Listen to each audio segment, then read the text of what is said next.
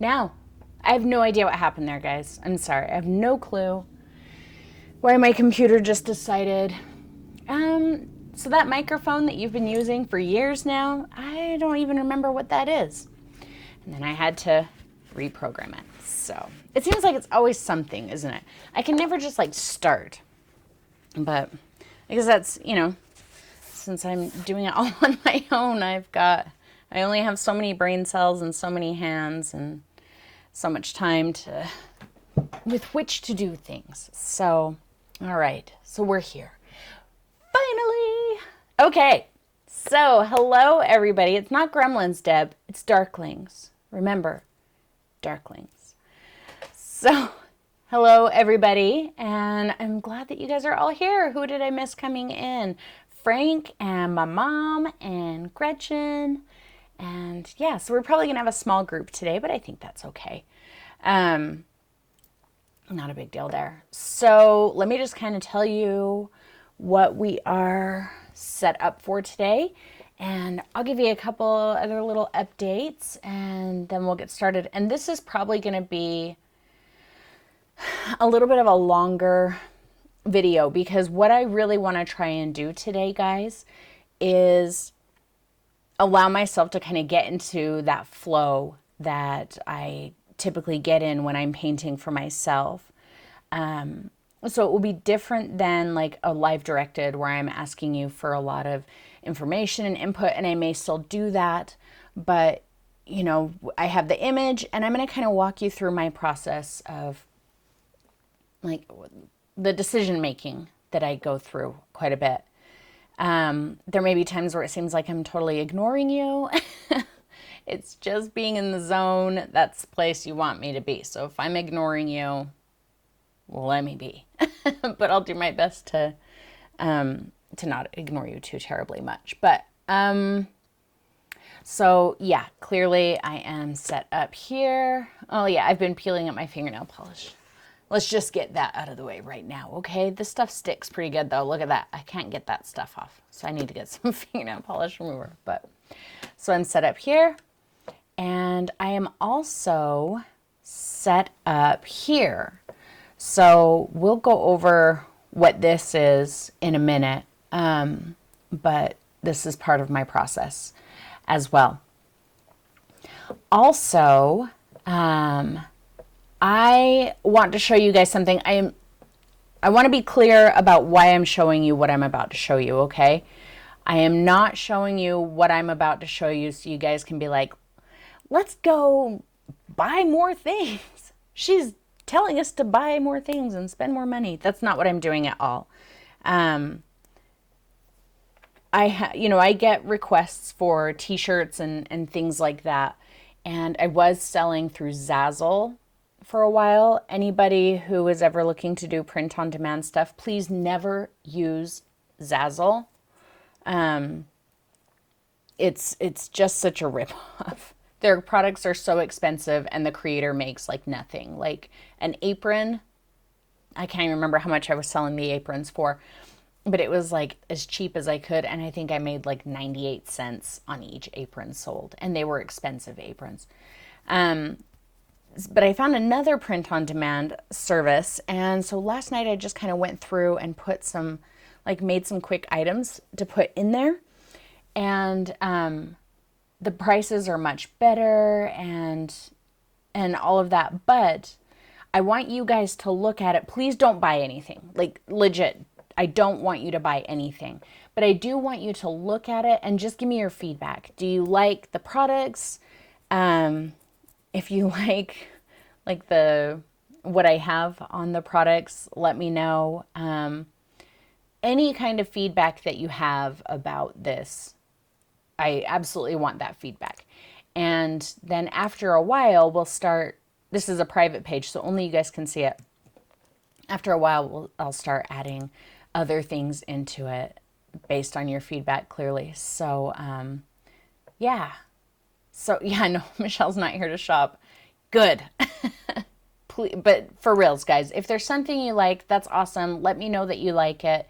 And then once I've got all the bugs worked out and I'm confident that this is going to be a good fit for us, then I'll open up up publicly, and you can get things if you want, but I please don't buy anything right now.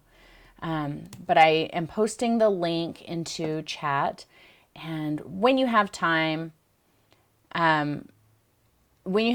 please look through it. For serious, Mom, if you buy something, I'm gonna punch you. Don't buy anything. I don't know that this company is going to be a good fit, and I don't even have like my payment acceptance information in there. So if you buy it, it's just going to like go into the void and into the company's pocket. So don't buy anything. Just look at it and tell me what you think. All right, enough about that. Okay, so let me tell you, let's go ahead and get started, and I'm going to kind of tell you about like my process when I'm painting for myself. I don't listen to music, so you know, for some of you it might be the Flicky Bits mug does not come with donuts, unfortunately. It does come with the pineapple though. I don't listen to music. Music is distracting to me. I don't know why. It makes me feel bored. Like if I'm listening to music while I'm painting. Yeah, and my mind just kind of runs, and I find myself like, you know, thinking about conversations that I had last week where I said something stupid, and then I'm beating myself up over that, and then I'm judging my painting, and then I'm just thinking too much about it. And so that's why I don't listen to music. So instead, I will either talk to Vince if we're in the same room, we'll have a conversation, or I listen to podcasts. If I can listen to a podcast where I'm really engaged and I'm thinking about what they're saying and all of those things, then I don't get bored, and I find myself kind of zoning in on that and not what I'm painting, which is a good thing because then I can't like obsess over it. If I can't listen to podcasts or I just don't want to, like right now, I just kind of talk to myself. So, but when I talk to myself, it's like I'm talking to you guys. So you guys probably won't notice when I'm talking to myself because it'll seem like I'm talking to you. But really, I'm talking to myself. And my hair's making me crazy. What is happening there? I need to put a barrette in my hair. So please stand by. I can't, it's all backwards on the screen, so I can't tell what I'm going after. I hate my hair sometimes. Where are you? Okay, we'll do that. There.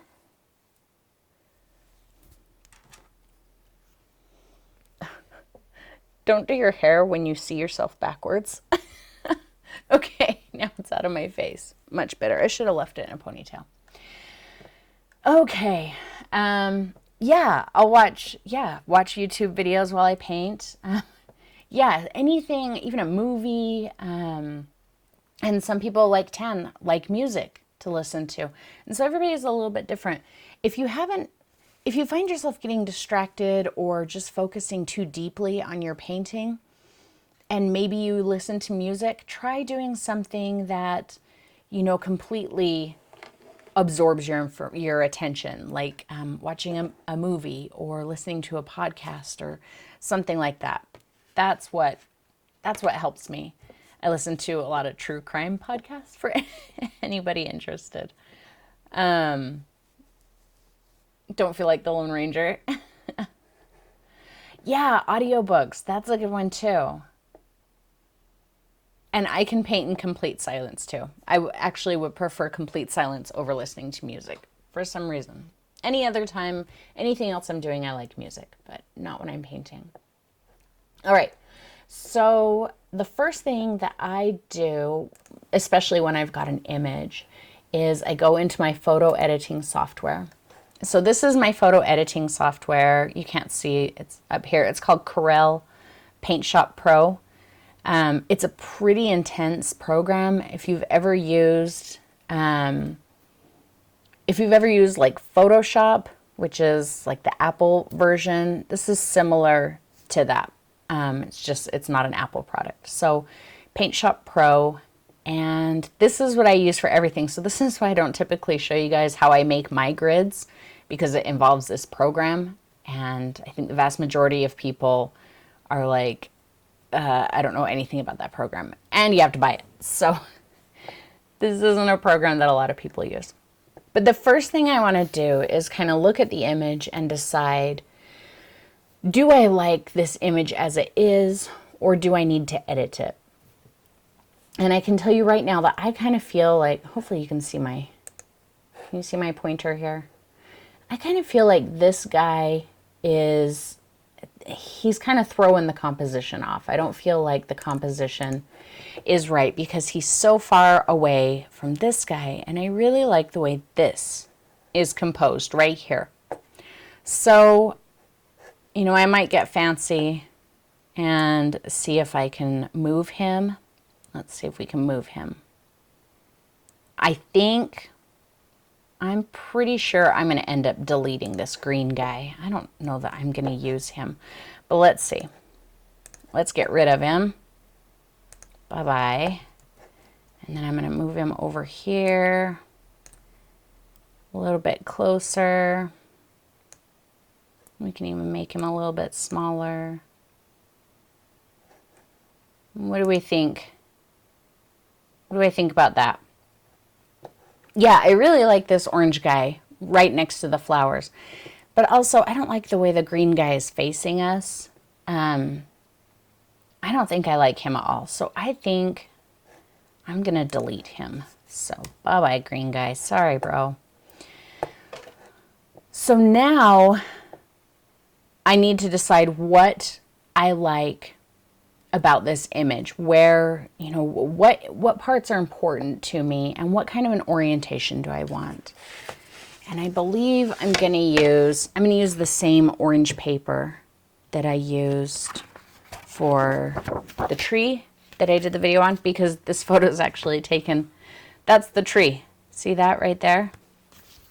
That's the tree that we painted. So it's in the exact same place. I feel like the color worked well, so I'm going to use this same orange canvas. So let me get this tree off of here. Did you guys notice I cleaned up a little? Look, I don't have like a towering mess. I don't have a towering mess over there either. My life is finally getting put together. Okay. So I need to decide if I want to do landscape, you know, long ways like this, or if I want to do portrait like this. So I'm going to take my crop tool, and I like this crop tool because, see, it automatically does my rule of thirds. And I'm going to put it, you guys can't see my drop down thing, but this is an orientation that it's like a 4x6. And this is, I think this is 8x12, 9x12. So it's a little bit different, but it gives me a good enough idea. So I can just kind of mess with this and figure out what part I want to keep. And I like the idea of our dinosaur's head being right there on, you know, where those sections meet. So let's see if I can make this small enough that I can get that in there without losing too much of the scene. So that's kind of cute, right? I kind of like that. Let's do this. Let's go. No, not that.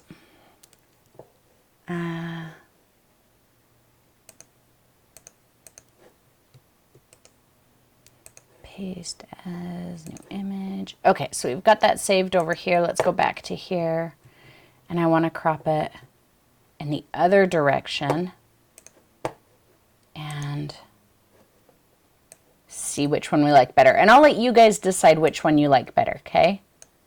So again, I've got that one section right on his head, kind of following the rule of thirds, which says that if something shows up on, you know, one of these sections where it meets, that's the most interesting. So I want his face right there. Okay, so am I mind reading again? All right, so which one do you guys like best? We have this one, or whoops, we have that one. You tell me which orientation you like the best, and that's the one that we'll go with.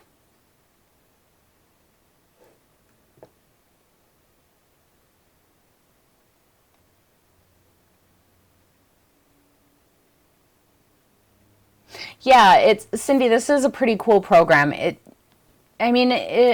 leaves a little bit of a mark where he was, but if you get really good at it, and I just did that kind of messy, then you can make it so that you can't see it. Landscape, landscape, portrait, landscape, portrait. Looks like most everybody's on landscape with a portrait here and there.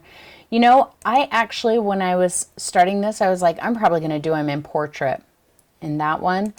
But I do kind of feel like I like the landscape better. So, yeah, let's do the landscape.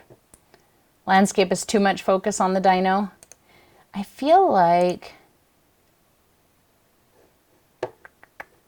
let's see, we can change that. Let's do landscape, but let's change it up and see.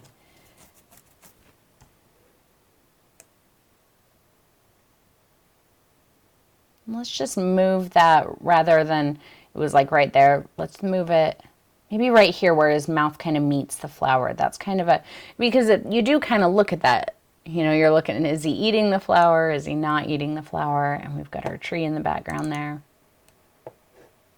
Do we like that? Let's see. Just make him.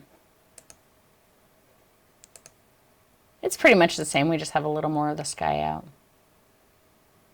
Okay. So we like that one better. All right. That's what we're going to do then. Yay! Okay. Let's jump back over here. I wonder if I can get... Let me see if I can get my reference photo on here too. Give me just a second. I should have done this all before, but I didn't think about this part. Let's see if we can crop that.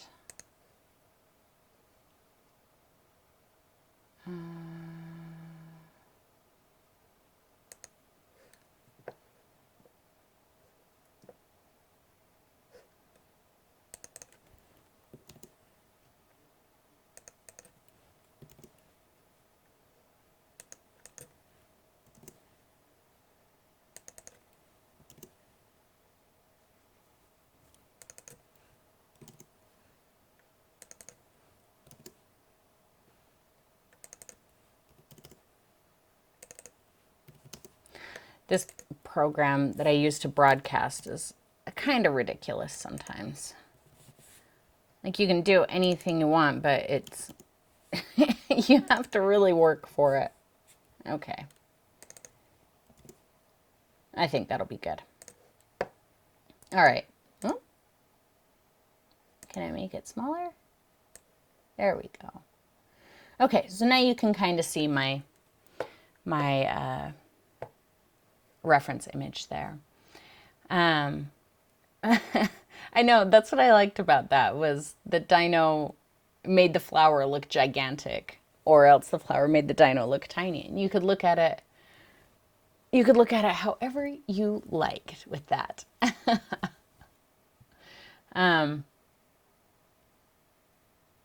Yeah, Gretchen, exactly. That is a good way to look at it. And the shape of the tree kind of mimics the shape of the flower. They're very similar shapes. And so that's the repetition of shapes. And repetition of shapes is really interesting too. I mean, you want to have a variety of shapes, but you want to be able to see a repetition of them. So, or, you know, textures or whatever. So that's kind of one example of that. Another example, we need a repetition of colors. So we don't want the dino to be the only thing in the whole painting that's this color. He just happens to be pretty much almost the exact same color as our paper. So we'll have little, you know, underbits of that color throughout. But also, if you look in places like right here, hopefully you can see that where my mouse is, you can see there's a little hint of orange right there in that flower. I'll go to here so you can see. So right here, there's a little bit of that orange that's the same color as the dino and our paper. And so that's also that repetition of color. So look for places that you can repeat color, texture, shape, because that kind of helps pull your eye around from place to place. Hello, Pat. We're glad you're here with us. Okay, it's time to get painting. Let's do this crazy thing.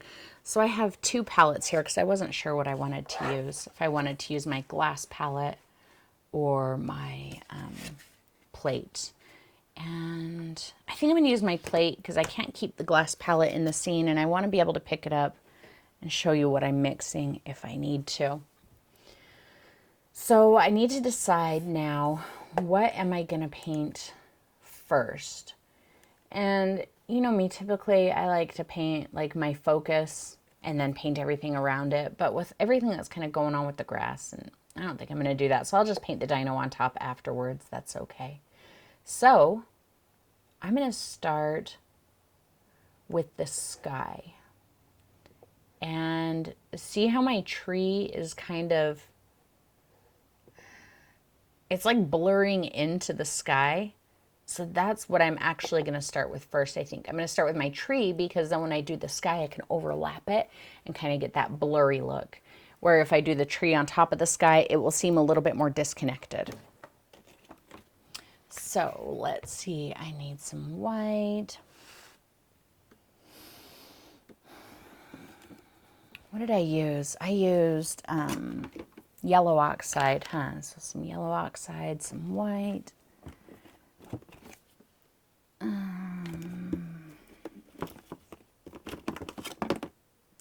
Some panes, because that tree is pretty dark, but I don't want to use a dark blue because I want to kind of keep that sagey green, so I'm going to still use my cerulean.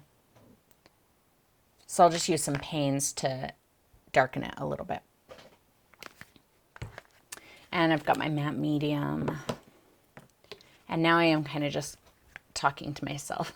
So again, if you guys ask a question and I'm not responding, I'm not paying attention, please hold your question until you can tell that you've got my attention, and then feel free to shout it out. See the tiny amount, we can just kind of go back on what we were talking about with paint management. See that tiny amount of white that I have?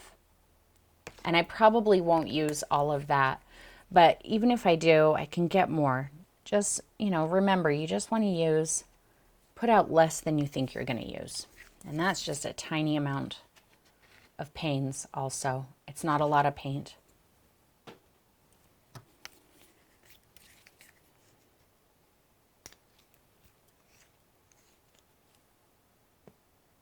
Little yellow oxide. Hopefully this doesn't get boring for you guys. Now you see why I do so much editing to my video and why I tell you that an 1.5-hour video can take me, you know, 3 hours to actually paint. Okay. I think I'm going to use Fuzzbert because, you know. Oh, I was thinking I needed to do my matte medium always glues itself shut. I think we need to have Team Fuzzbert shirts. What do you think? I thought maybe I would like draw a Fuzzbird and get like Team Fuzzbird t-shirts. Okay. Some matte medium. Wet my Fuzzbird in the jar. Yay, paint management. Hey, guys, also real quick, while you have my attention, how did last week's video help you, if at all? If it didn't, that's cool too. You can tell me it didn't help you. Has anybody noticed? No, Pat or Barb, sorry, that's perfectly fine. That's not rude at all. Did anybody notice a difference in how they use their paint after? Helped huge? Good, good, good. Yeah, I was really hoping that that would be helpful. Okay, so I wet it and then I just kind of daubed it on the paper towel because it's Fuzzbird. I'm going to do some scrubbing. I'm going to do some layering. I'm going to use some matte medium, so I don't need a lot of water in here. Now, one main thing is I don't look at my image there and go, okay, well, the dinosaur is exactly right here and that tree is exactly right here. I just go with my impression of what I'm seeing. I don't care if it's exact or not. So, same with color. I don't care if I have the exact color. I'm using my image strictly as a reference, meaning when I don't know what to do or where something should go or where something should look, what something should look like, I'll look at my image to get an idea and then I'll go with my gut instinct and do it however I want. All right. And I do quite a bit look at my reference image instead of what I'm actually doing.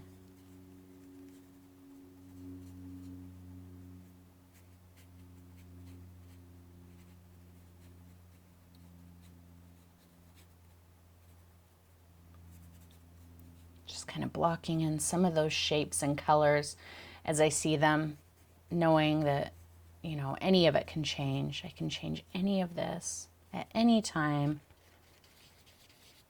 I just mixed a little more yellow in there just for some variety of color. You know, there's not a lot of, you can't really tell any variety of color right now, but that's mostly because the background is so orange right now.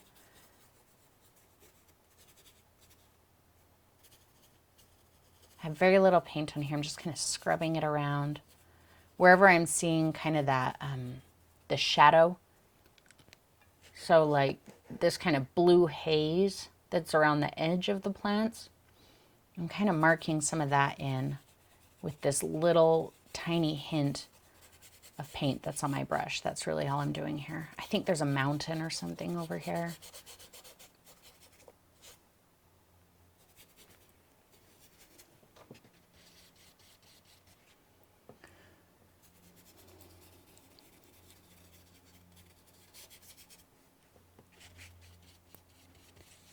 Same thing over here. Now maybe you'll see why I did voiceover on the last video. It's really hard for me to kind of tell you what I'm doing as I'm doing it when I don't have a real solid clue, because I know that I can change any of this, so I'm just throwing it in here right now. I'm not worried if anything is too this or too that, or it turns out bad or ugly, or it's the wrong color, the wrong place, too much of it, too little of it. I'm not worried about anything like that. I'm not using any white. I'm just using different variations of that mixture with different variations of matte medium in it too.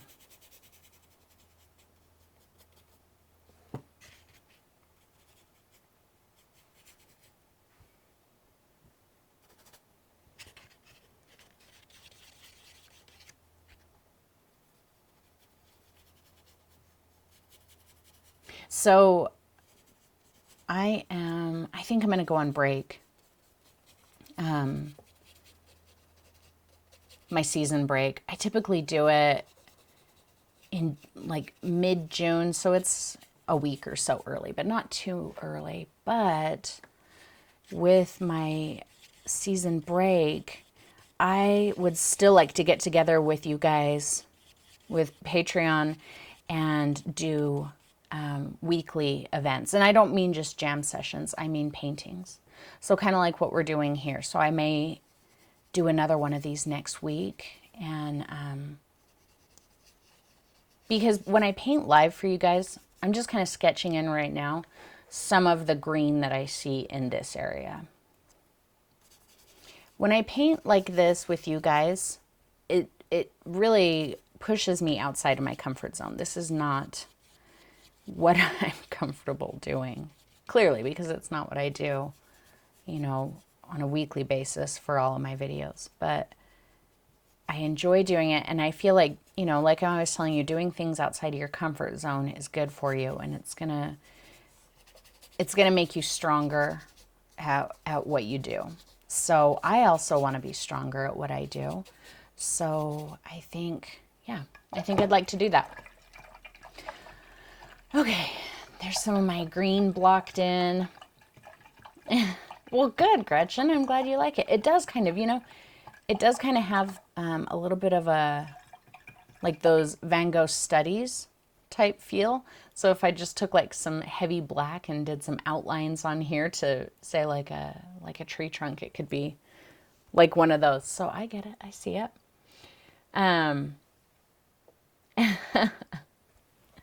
Okay. So yeah, so I've just kind of blocked in some of my green, and I know where that is now. So I'm going to start working on some of my white.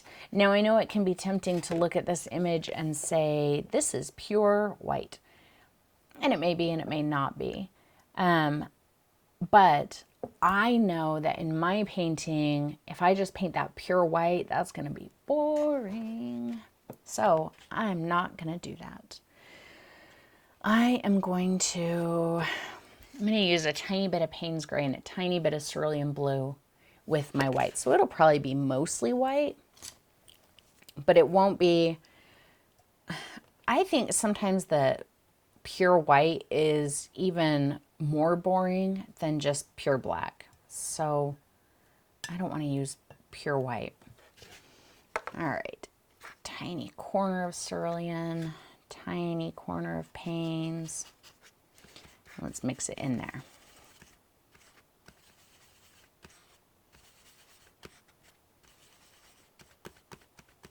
I'm using a pretty thin mixture of paint here. I'm still squishing it into my brush like that video last week. A little bit of matte medium just to thin it down a bit more.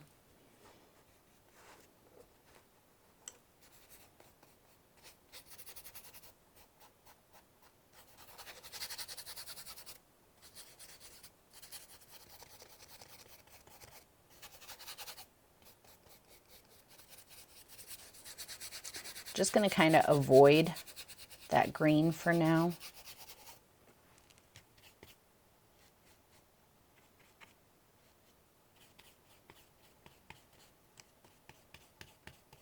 Because it's still wet.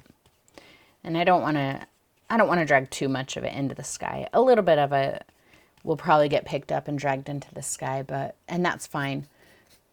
But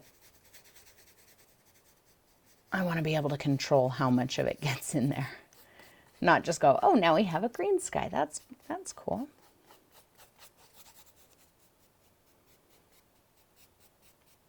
I'm just using light, it's the tiptoe pressure, to kind of nudge it toward that color. That way I don't cover it with too much, you know, completely obliterate it right off the bat, which I can do later if I decide I need to.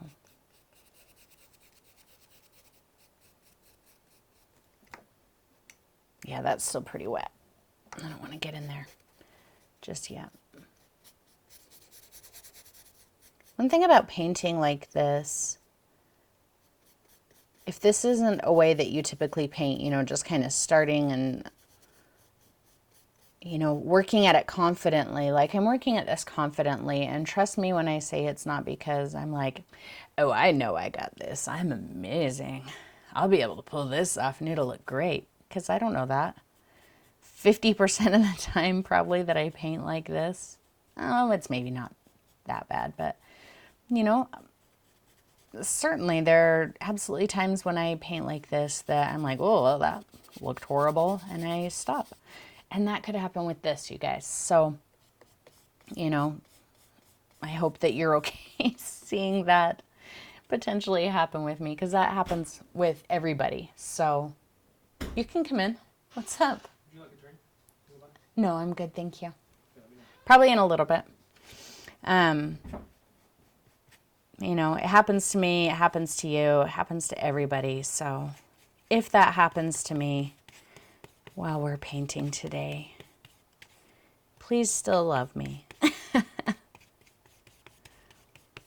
Because I'm people too, and messed up paintings are part of being a people. I'm just going to kind of thicken this. So remember in that video where I talked about paint management, I said that people who, you know, when you put your brush flat like that, you get a really heavy coverage of paint, but it uses a lot of it and it doesn't go very far. So that's kind of what I'm doing. It's not a lot of pressure. The brush is just kind of touching, but it's flat. And that way I'm getting a heavy coverage of paint. And then I'm just kind of streaking it out from there. As always, I'm okay if some of that orange shows. And if I feel like the orange is too intense, rather than trying to cover it, what I can do is just add a little bit more blue to the mixture, right? Because blue is the opposite of orange. And so I feel like having a little bit more blue in that mixture can help kind of counterbalance the orange.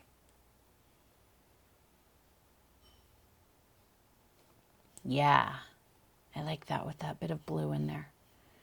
Much better.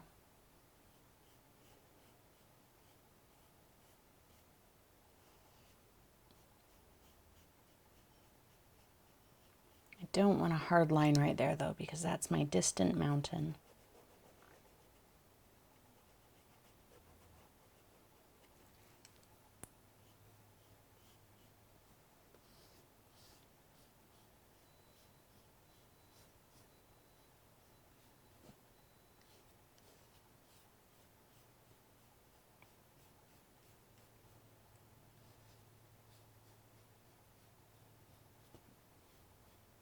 I like to get into these little zen places where I'm really enjoying what's happening. So I really like, you know, kind of pressing the brush like that and just seeing how much it covers, and, you know, kind of breaking it up with the tip of the brush and watching how it kind of blurs very, very smoothly.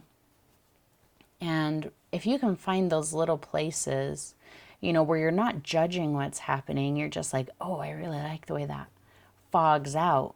Let's do that again. And, you know, where you find kind of that mindfulness in each brush stroke and enjoyment, I think that that's a really important thing. And I think that having that experience, honestly, for me anyway, is way more valuable and important than having a painting that I'm proud of or that I like or that turned out, you know, the way that I felt like it should. I mean, I've had paintings, and I'm sure you guys have too, that I've agonized over.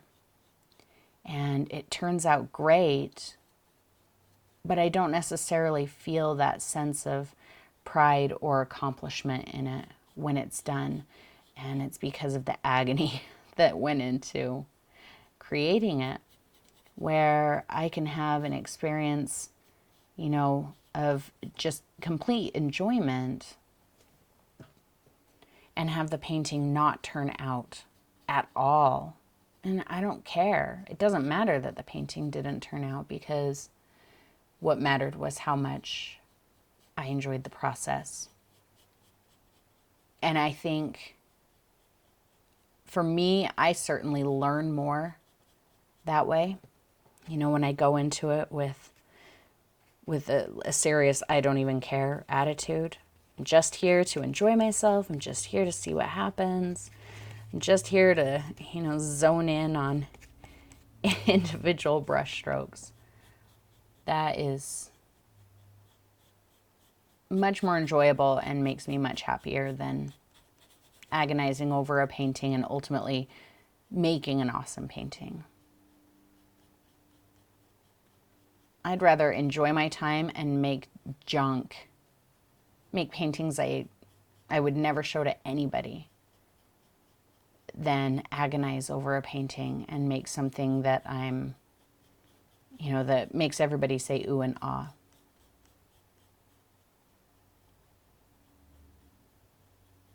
And that's really what I want to impart to you guys. If I could help you guys learn one single lesson, that is what I would want you to learn, is, nothing but enjoyment of the process with no agony.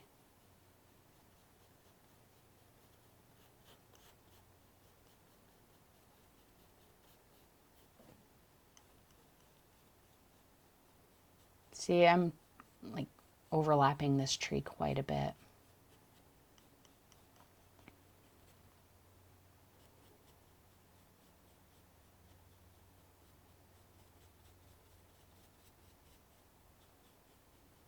Let's get some up in here.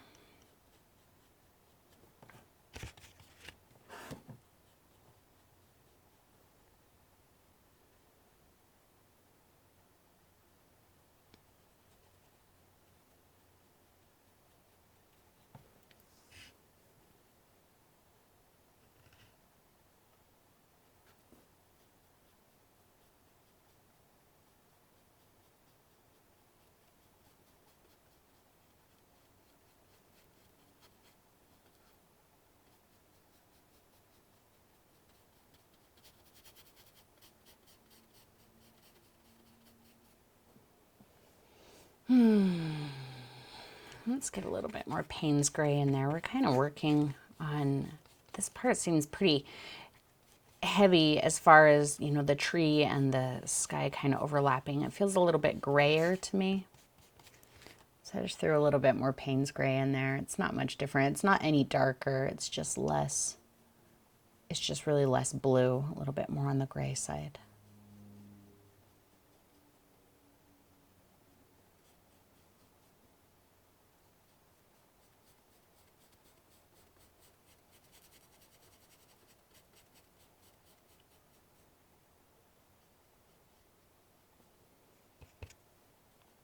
Oh, matte medium. There we go. That's what I wanted right there. Yeah. A little matte medium.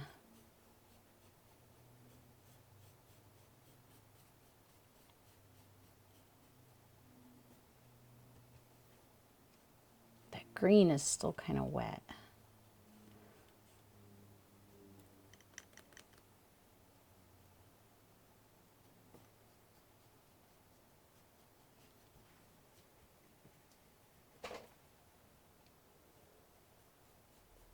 Okay. Did I lose you guys?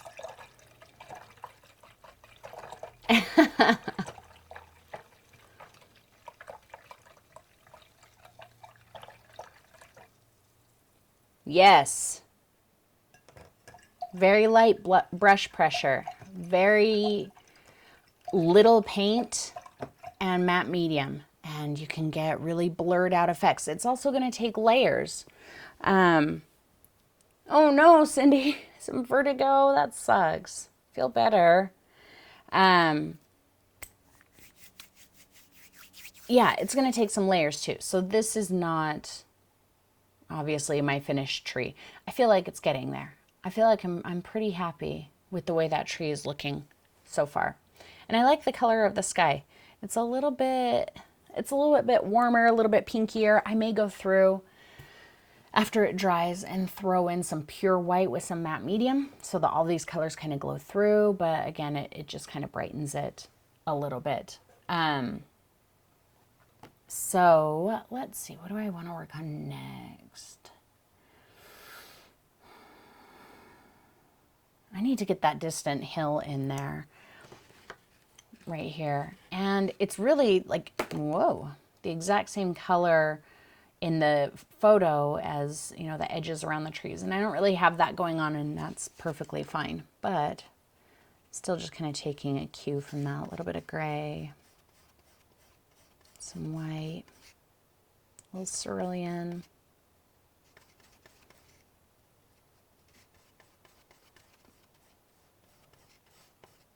And let's see what happens there. I think that'll be good. No, let's go a little darker than that because I'm not seeing a lot of difference there.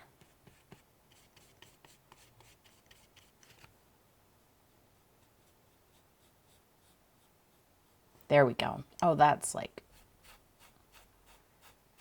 exactly what I was looking for. And then super soft pressure right over top of it.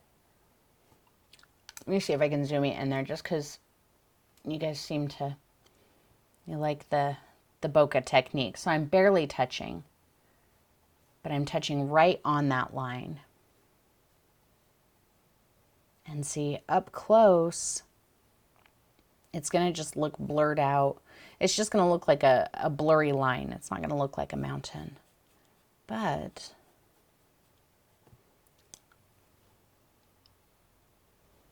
see, when I zoom you out, that absolutely looks much more like a mountain. So that's another illustration of why I always tell you guys to back up, get away from it. I'm just taking some of that gray color that I used for the mountain, and I'm scrubbing it around the transition of the tree into the white. Very light pressure. Well, you know, I kind of push hard to blop some of it down, and then the light pressure to just kind of scatter it. That is, I'm really happy with that. See, that was just kind of a afterthought. Don't be afraid to try something, you know. The more that you can, I feel like, paint intuitively, and by intuitively, I really mean, oh, well, I kind of like that color. Let's see what happens if I do this. And you just do it. You know, you don't like make a lot of plan about it or like try it in a little place to see if, you know, I can erase that if I don't like it. Just go at it intuitively. Now, going at it intuitively, that doesn't mean that it's always going to work out. It's quite possible that sometimes you'll do something intuitively and be like, oh, no, that was horrible. But as long as you don't let fear, you know, jump in there and go, oh, you've destroyed it. It's okay. You know, I'm sure that you will see me do something intuitively today and I'm like, oh, nope, that's absolutely not what I wanted. But I know that I can fix anything. But, you know, if you let fear come in when you do something intuitively, then when you need to fix something, you freeze up a little bit. I don't want to freeze up. So, and I mean, it's just paint. So there's really not a reason to be afraid. There's no reason to be afraid. Nobody's going to jail. Nobody's going to the hospital, you know, if you don't like what you're painting. You know, so many people are worried about wasting products, wasting paint, wasting a canvas, wasting anything. But legit, and we are going to have a t-shirt that says this, guys, this is coming. The only wasted paint is the paint not used. I firmly believe that. You know, if you're using paint, I'm just doing some distant trees there, just kind of nudging into that color. If you're using paint, regardless of how you feel about your painting at the end, you learned something, even if you feel like you didn't. The only way I can guarantee you will never learn something is if you don't use your paint. And then it's wasted. Okay, I think that's good. I like that. Hello, Judy. Welcome.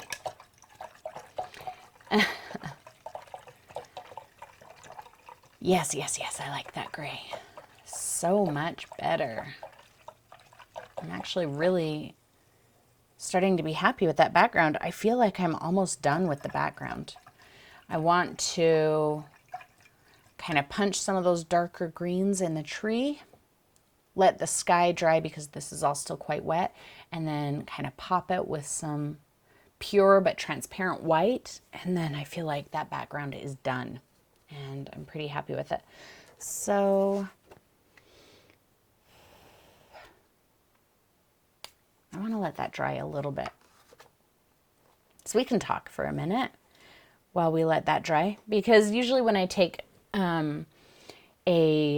usually when I have to dry something, that's when I take a break. You know, I don't typically, when I'm painting for myself, I don't typically start and then just right through it without a break. I have to take breaks. And I have to get away from it, like not even look at it. Gives me time to kind of reset. You know, if you've ever gone into a candle store or gone to like a candle buying party, there's always like a little cup of coffee beans. You know, you smell the candles for a while and then you can't smell them anymore, right? So you have to smell the coffee beans, and then that kind of clears you out and you can smell the different smells again. For me, it's really the same thing with painting. Once I'm looking at it so much, you kind of get desensitized to it and you don't really see things as you need to see them anymore. So getting away from it, not looking at it, looking at something else, doing something else completely unrelated, kind of brings you back, so that when you come back to it, you can see things that you maybe didn't learn. Sorry, I saw the word learn. Maybe that you couldn't see before. Frank's asking for a portrait. You know, for you guys, Frank, here in Patreon, we can probably do something like that.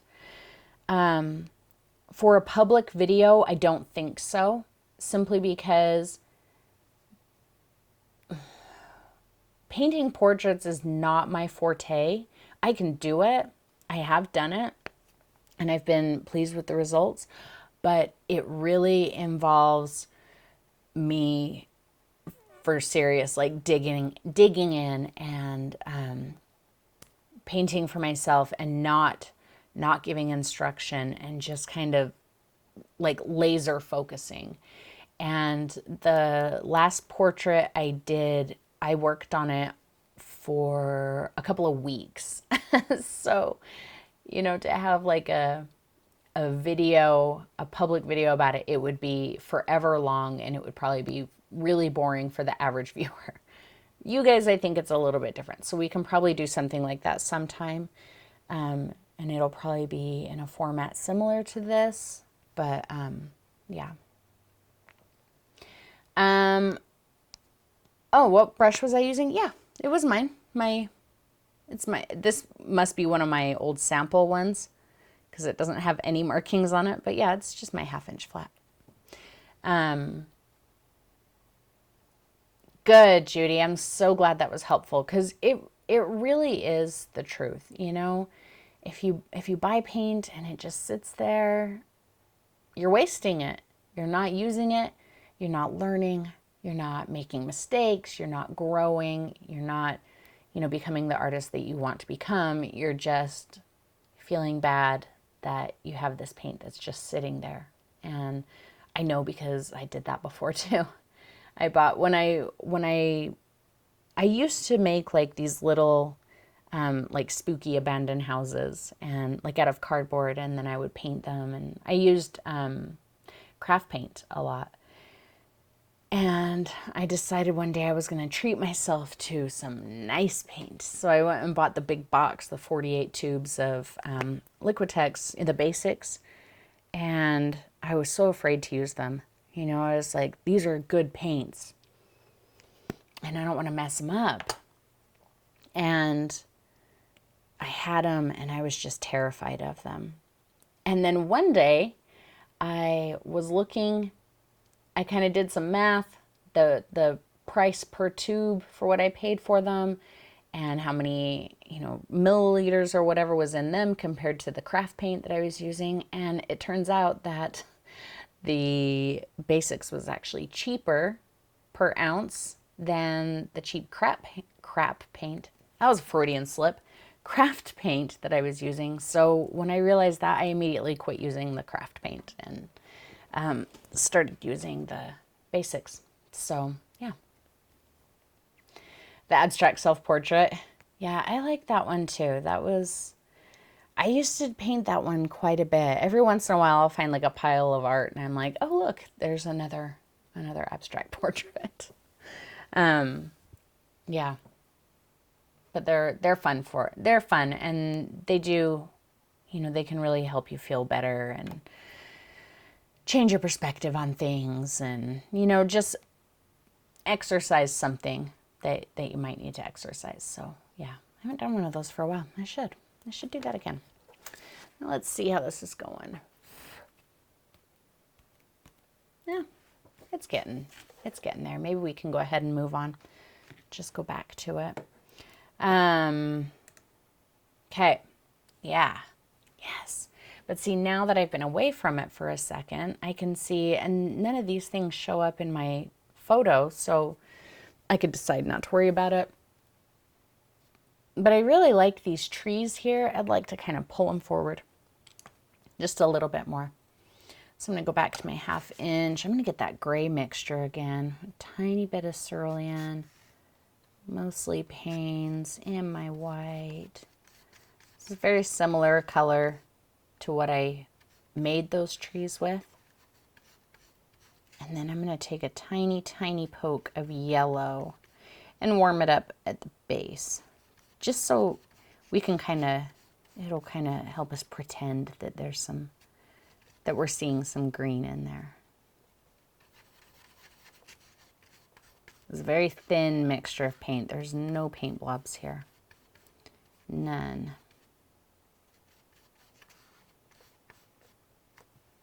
See, it's just barely warmer than that gray that we were using. Super light pressure. I want it a little darker than that though. I do want it just a hint darker at the base than up at the top. There we go. That's what I was looking for. But still very light pressure just to nudge it upward. Yeah.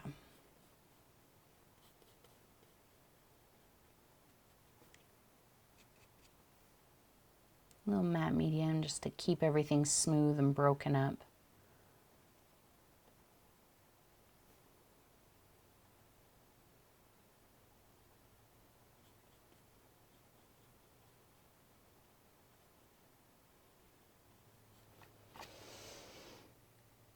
Okay, I like that.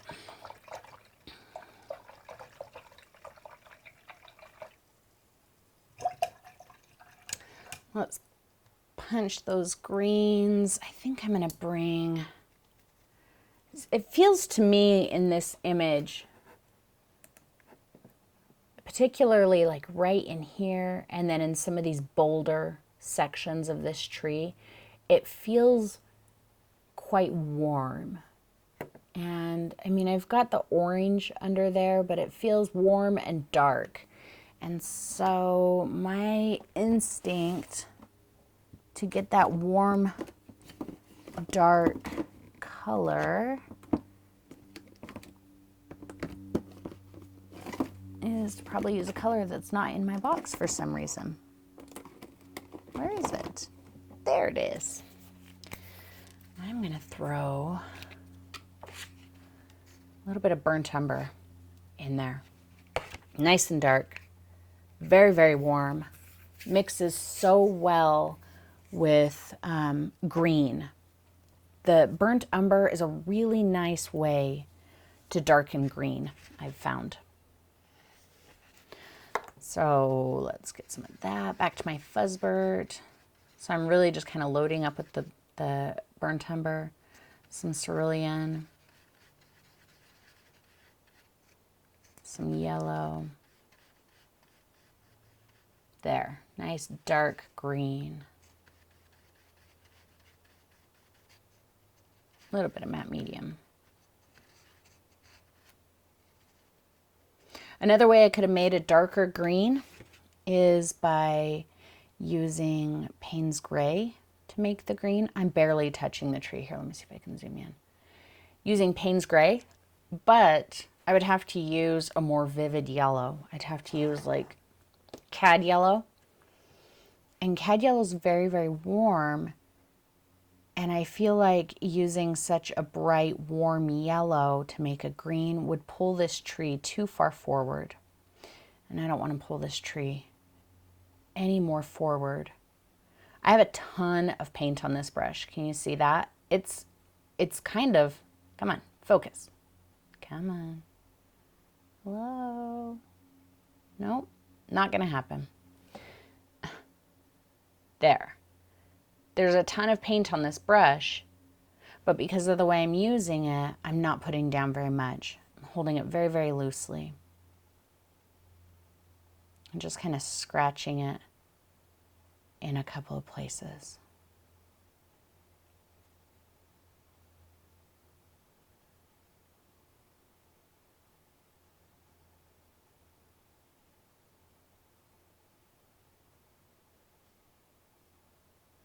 Sometimes I'll lay down a little blop of it there and then just kind of break it up. So like a blop and then barely touch it just to kind of scatter the shape really.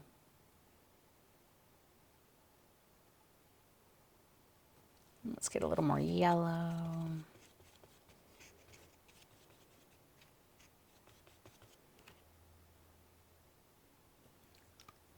Sorry.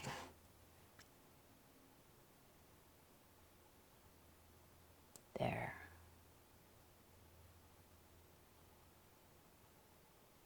Just kind of tapping to break up the shape. I don't want a lot of hard edges in here.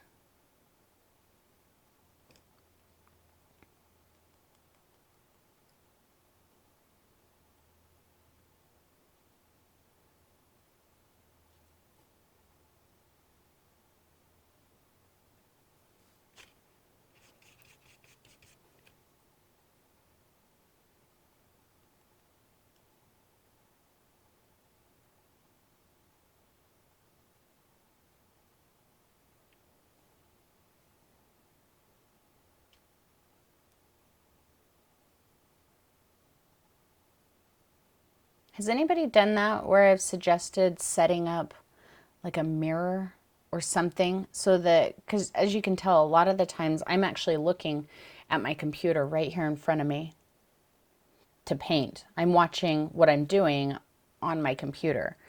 I'll kind of glance down, you know, occasionally, but I feel like I can kind of tell how things are coming together better if I look at it kind of removed.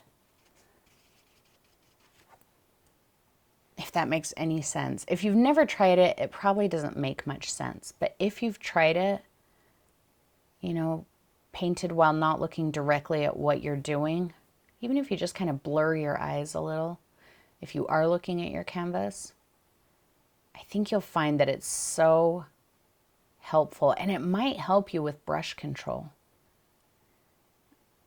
I can do these super, like I'm barely depositing any paint, but I feel like I see how that tiny bit of paint, even though it's not much, is changing the image better when I'm not looking, you know, at my painting, when I'm looking at it some other way. Or if I'm looking directly at my painting, I may think, God, I don't see, nothing came off, and so I might push harder. And in doing so, I end up depositing more paint than what was really necessary. Let me brighten this just a little bit. There we go. Hi, Diane. How are you? It's been a minute since we saw you.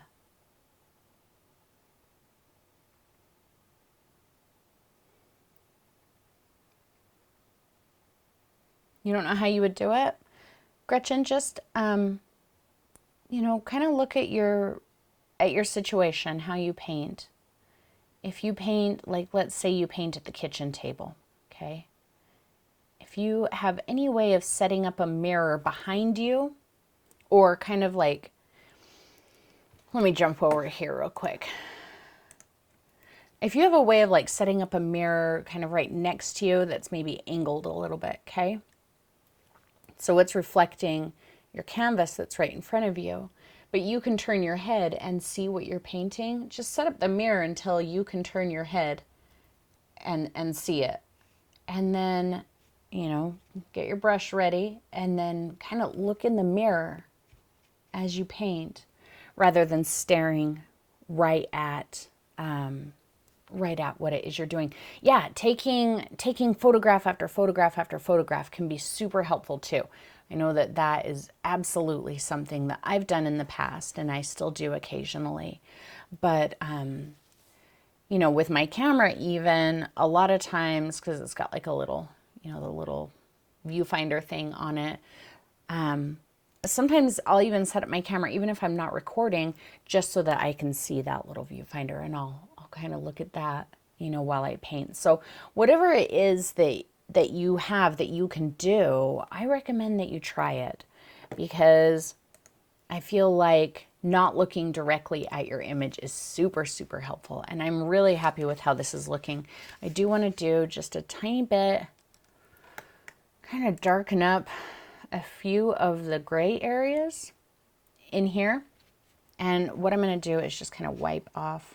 In fact, I'm just going to wipe it on my paper towel here. Some matte medium. So it's the same color, but it's very, very thin. Super, super transparent. And I'm going to do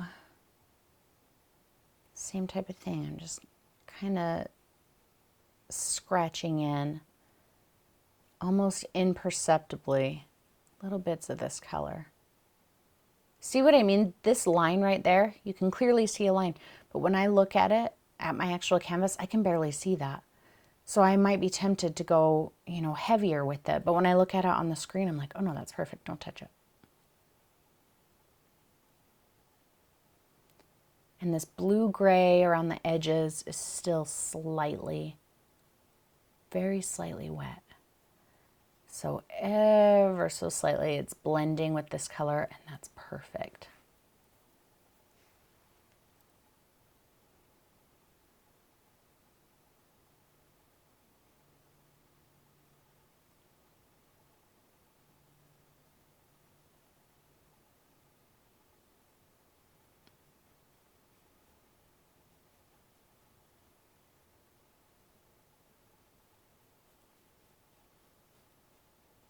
See, I couldn't see that one either when I was looking at my canvas.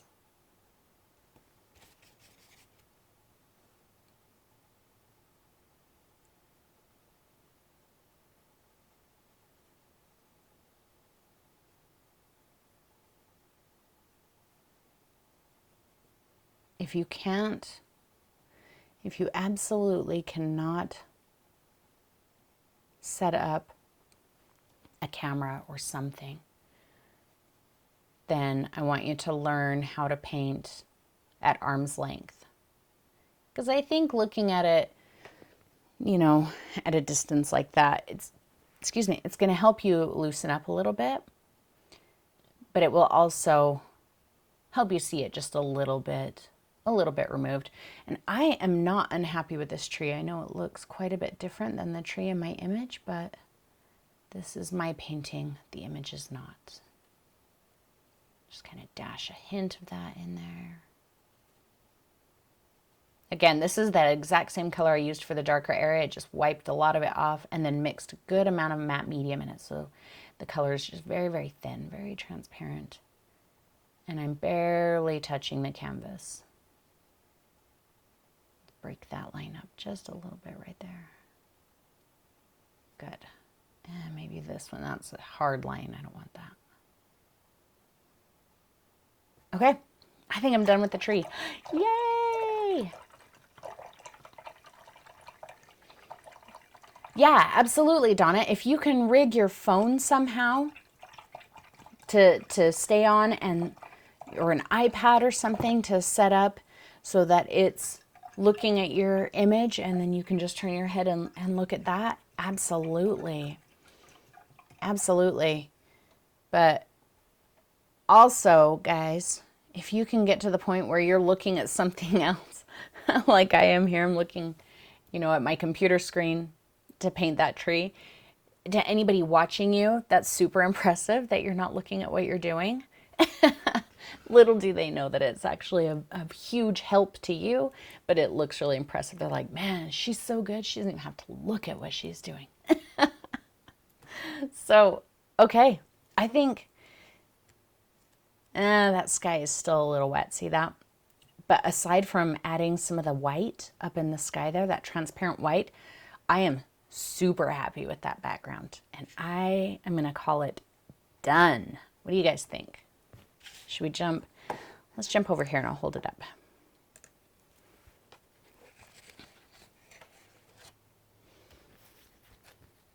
Yay! I love the background. I love the way that tree turned out.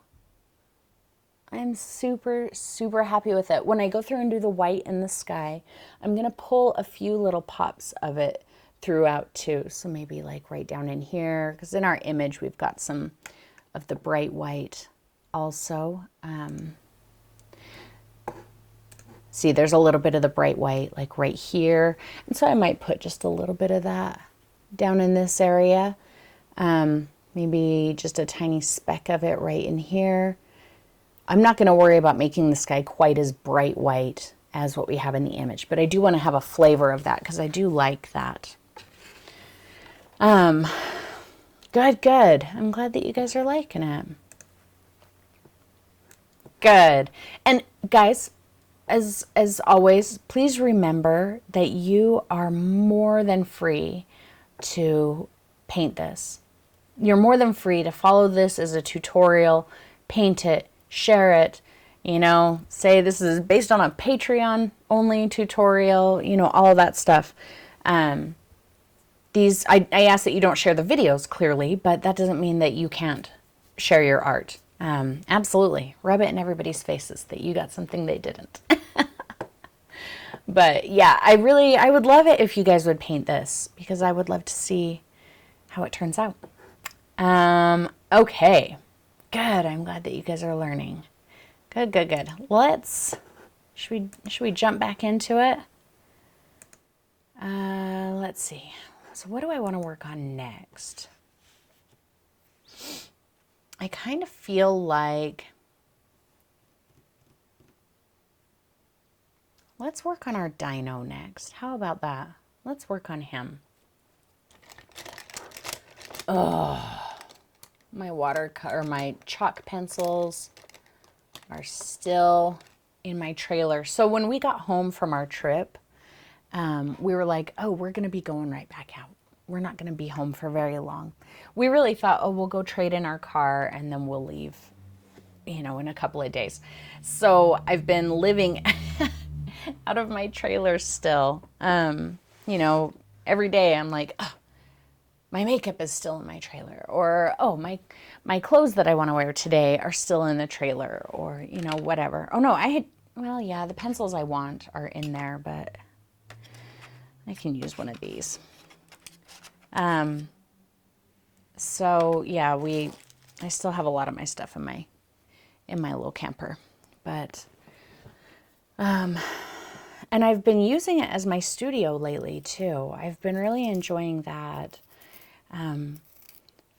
So, rather than hanging out in my studio all day, I have been spending time in there. I'll go in there and I'll put on my podcast and I'll paint and, spend the vast majority of the day in there. And that's been really nice. It's like a little private place, and yeah, I've been enjoying that. Oh, I'll show you guys something that so I don't think we're not going to have a video next week. I'm pretty sure. I'm 99% sure we're not going to have a video next week, because I'm going to start my break. But I'll show you something that it was almost done and then it broke because I hate this sharpener. Where's my other one? I'll show you guys something that I painted in my trailer this week. And maybe we can do it as a tutorial sometime. Dang it. I hate that sharpener, and I think my good one is still in the trailer. Anyway, so if this is what... He looks like a Steve. He does kind of look like a Steve, doesn't he? He does look like a Steve. So this is what I worked on in my little trailer. I don't like the green.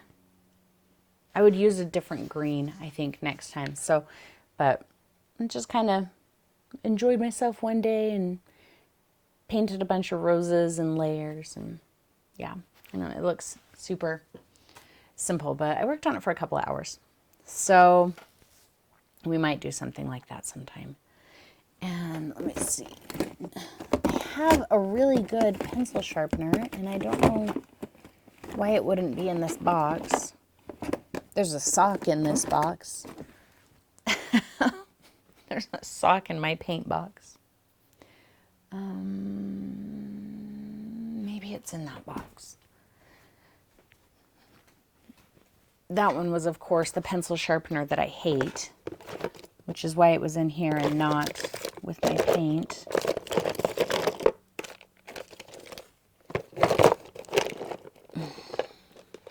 Dang it.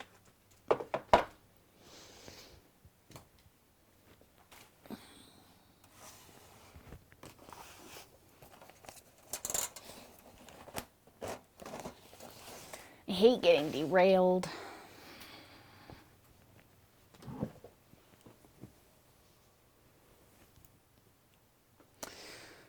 All right. Sorry, guys. Hopefully that wasn't too loud. All right, I'm just going to have to sharpen it enough so that I can get to it, and then we're just going to have to use it however it is.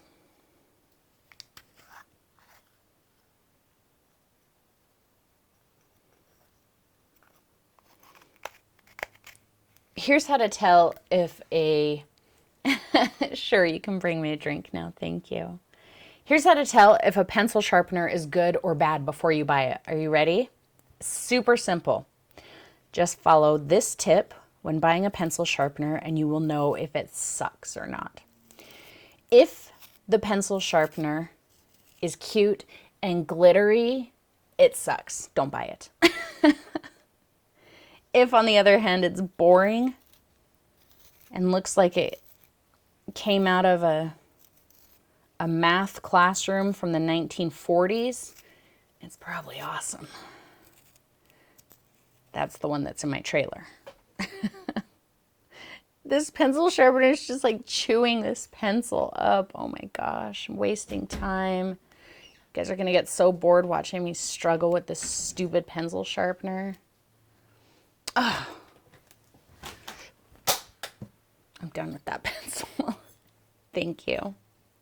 You brought me a drink. Now I have to get a new pencil because I threw that one in anger.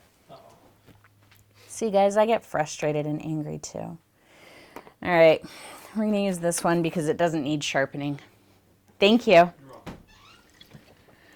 Okay. Threw my pencil in anger. I hate that. Okay. What did Vince serve? A Pink Lady Basil Kombucha. I know that sounds weird. The whole basil thing. You're like, I'm going to drink basil? And I almost didn't buy it the first time because I was like, ew, basil. But it is now my very favorite. I love it, love it, love it. Okay. Let me just get a sip here. Of course, I shook it up and now it's probably going to explode. And then we will start sketching on our dino. All right. Yeah. If you guys haven't tried this, you should try it. It's so, so yummy. I love it. I love it.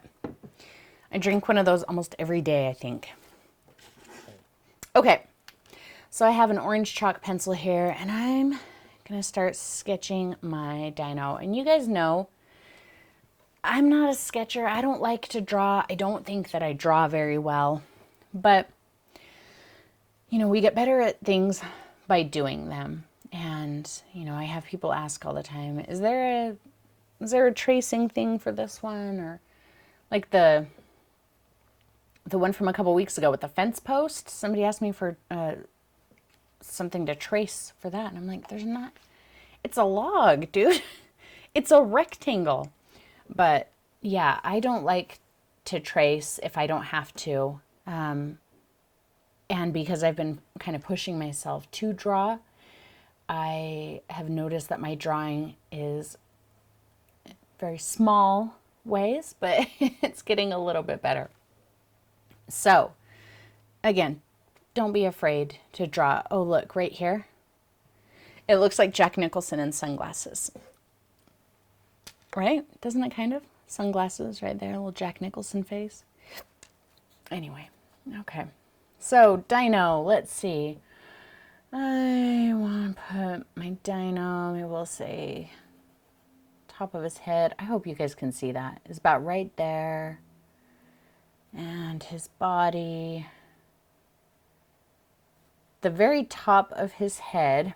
Let me show you what I'm looking at here.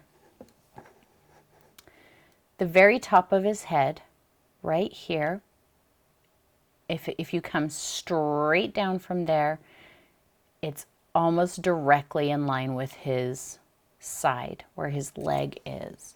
So if that's the top of his head, then I'm going to come straight down. I'm going to make a line right about there where his leg is. So look for relations. Look for relationships to things. So I've got that. His body then, I know that's the side of his body. It's kind of a circle, right?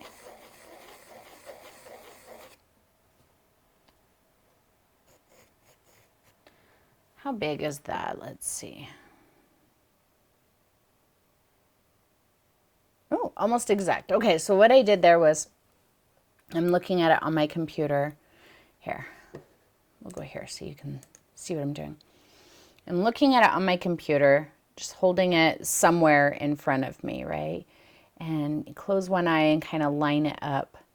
Put your finger, put the top of the eraser at the top of his back and your thumb here at the bottom so you can tell how big his body is. So when I hold my pencil like that,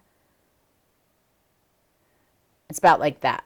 So that's where his back is. Where my thumbnail is here is where the bottom of his body is, his feet. Now I'm going to hold that up. I'm going to line up my thumb with his back and see how tall his head is in relationship to his body, if that makes sense. So holding my thumbnail at the top of his back, the eraser goes above the top of his head. So his body is a little taller than from his neck to his head. So let's see what I have here. Let's see how well I did. I don't think I did very well. So now I'm going to do the same thing. Eraser at the top of the circle, fingernail at the bottom of it, and then I'm going to bring it up like that. Oh, see how way off I am? Way, way off. So this circle needs to be bigger. Let's go way bigger. Okay, let's see that now. So eraser there, thumbnail there. That's exactly what I'm doing when I hold it out like that. Thumbnail, that's much better. It's about equal, and in my image it's not equal, but I'm happy with that, so I'm going to leave it just like that. I just didn't want him to have this teeny tiny little body and this super long neck that went on forever. At least get it in the ballpark. And his head. His head is about half the size of his body. So if I come in here and I figured that's roughly half of his body, that's going to give him a ginormous head. I don't want to go quite that big. So we'll say that's the bottom of his head. It's a little bit smaller. And now I'm just going to kind of start sketching.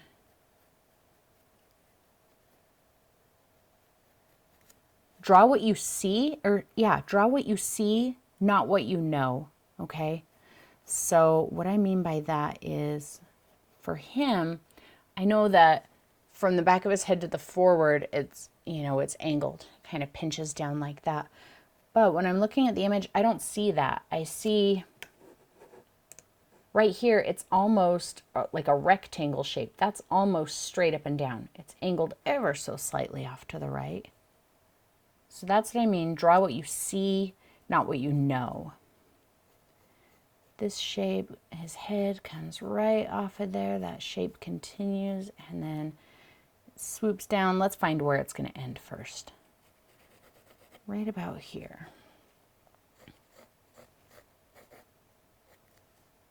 That's where it's going to end. So we'll swoop that up.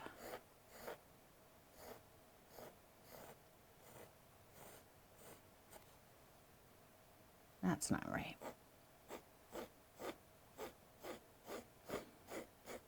There, that looks a little bit better. And we have his nose. It's kind of pointed a little bit. It kind of comes up into here. But also, so we know that his face right here and his neck, those two lines don't connect. If we're holding him in front of us and we were looking at it, we would know that line right here and this line right here, they don't connect. But in our image, when we're looking at it, they kind of do. It appears that they connect. So we're going to make those connect. And we'll separate them later with color. We'll say that they're distinct areas later by the colors that we use. But for now, even though our brain says, hey, those two pieces aren't connected, right now our eye says, oh, yes, they are. So we're going to let them be connected.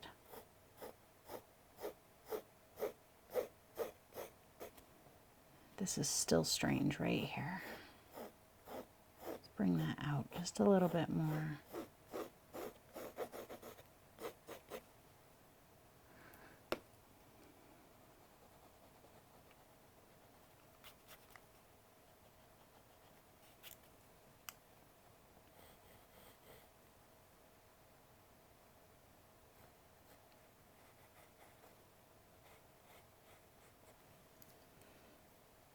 And then we can kind of refine the shape of his body and change it a little bit as we paint it in. But I'm pretty happy with that.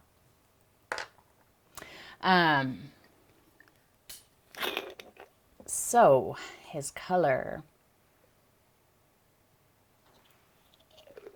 He's orange for sure. Let's experiment with some color mixtures. I've shown you guys this before. My gut reaction says, so first of all, my gut reaction says to use as many or as few colors as possible. Not that. There we go.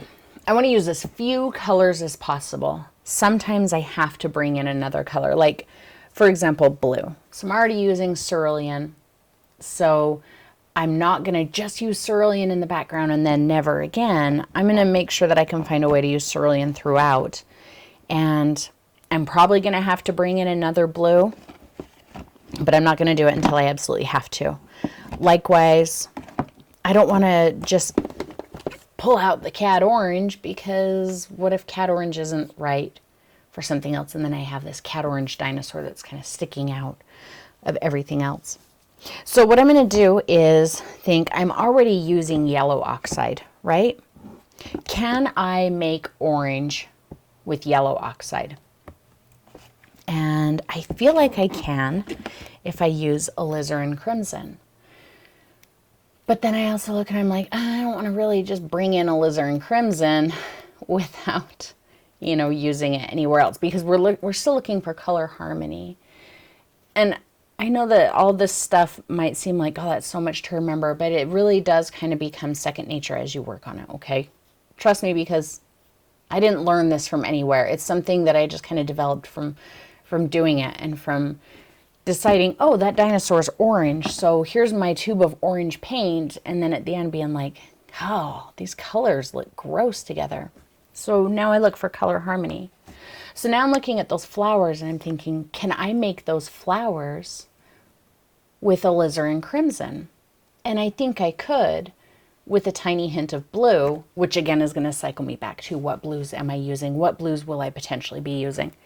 But I think let's see what happens when we use alizarin crimson and yellow oxide. Let's see if we can get close to that orange color. And then I've got my burnt umber too. So for the darker areas of him, I can either use Payne's Gray or burnt umber. Both colors are already on my palette. Okay, excuse me. So let's get a little bit of yellow oxide over here, mix it with my alizarin.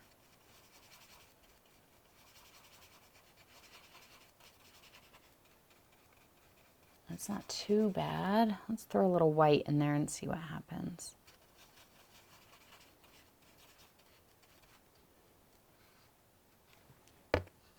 That's not terrible. Look, that's pretty close to this background color. Then I can add a little more yellow or red or white and even the brown, depending on what I need. So I think I'm going to go with that. That's what I'm going to do for my dino. Hey, Atra, whatever it is, some call it lazy. I call it efficient. Let's not use the word lazy. Let's use efficient. Yep, exactly. Keeping with the yellow oxide because I don't want to... I may bring in another yellow at some point. I think I have enough alizarin there. In fact, I will. Here, look. Let's look at this, you guys. So, not me. Okay, there we go. So, I was saying I may or may not bring in another yellow, right? I will be bringing in another yellow because remember I said I needed to bring in another blue because we have these darker grasses in the front. Some of this is a little bit brighter, you know, than what we had going on back here. So I think I'm going to bring in another blue at some point, and this is kind of a dark grayish green. So I'm thinking when I get to that point, I'm going to check Prussian blue and Indanthrene and see if either of those is the right blue. But to get some of these greens here, I am going to have to bring in a brighter green. But also, look what else we have, guys. Look at these. These little tiny flower buds. They are yellow, but they are not yellow oxide. So I will be bringing in another yellow. I will be bringing in another blue. So those are some things that I look at, you know, trying to figure out how my color palette is going to work together. And that way I get the most color harmony that I absolutely can. Okay, why did I go with alizarin? That's a good question. I went with alizarin because alizarin is a very cool red. And so, you know, it has a lot of blue in it. So if we look at our dino, he's not bright orange. He's not cad orange. He's kind of muted. He's a little on the brownie side of orange, right? If I use like cad red or, you know, something like that, is very warm.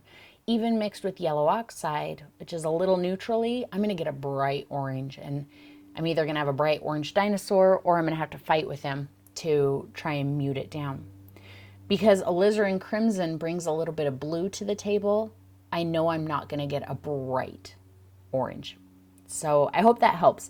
And then if I need to, you know, dampen down the color a little bit more, I can throw in, like I said, a little bit of the burnt umber, which will keep it warm, but it will darken it.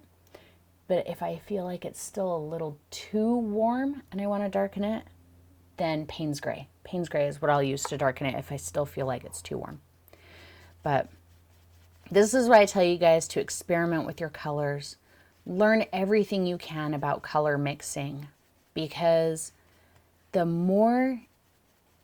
the more you experiment with color mixing and the more you know, you can just make those decisions at the drop of a hat. You can look at something and go, oh yeah, alizarin crimson and probably yellow oxide, maybe a little bit of burnt umber. And now that doesn't mean that I'm looking at this dyno and I'm like, that is exactly what colors I'm seeing there. What it means is when I look at the dyno, that's the decision that I made for myself that I would use to reach those colors. There could be 1,000 color, why am I using Fuzzbird? I don't want to use Fuzzbird. There could be 1,000 color combinations that would get, a muted orange dyno. And maybe somebody else would be like, no, I want a bright orange dyno. And that's okay too. That's just the decision that I made. Again, that doesn't mean it's the only decision to make. It doesn't mean it's the right one. And if you look at it and your initial reaction is completely different, that doesn't mean that yours is wrong. I want you to try it. Somebody here may look at it and say, oh, I think that I would make that dyno with cad orange and burnt umber and white. Perfect. Then that is exactly what you should do. Oh, bye, Tan. I know it's so late for you. Get some sleep, friend.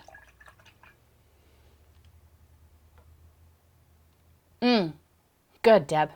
I've done things like that too, where I'll just grab like 4 random colors and make a little mini color chart out of it. Okay, so I'm going to go down to my quarter angle. And I'm just going to fill in the dyno shape with a color. I'm not trying to keep it on the dark side or on the light side or anything. It's just a starting point color. And it's a mixture of the alizarin, the yellow, and some white. Just fixing up his shape. I'm not worried about, covering all of the sky color. I'm not worried even if my color is all that consistent.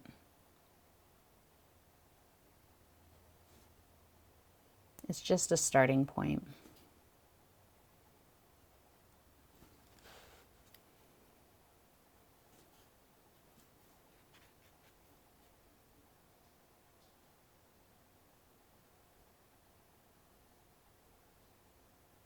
And remember, I haven't finished the sky yet. So if I totally screw up on the shape of my dyno, I can fix it when I finish the sky.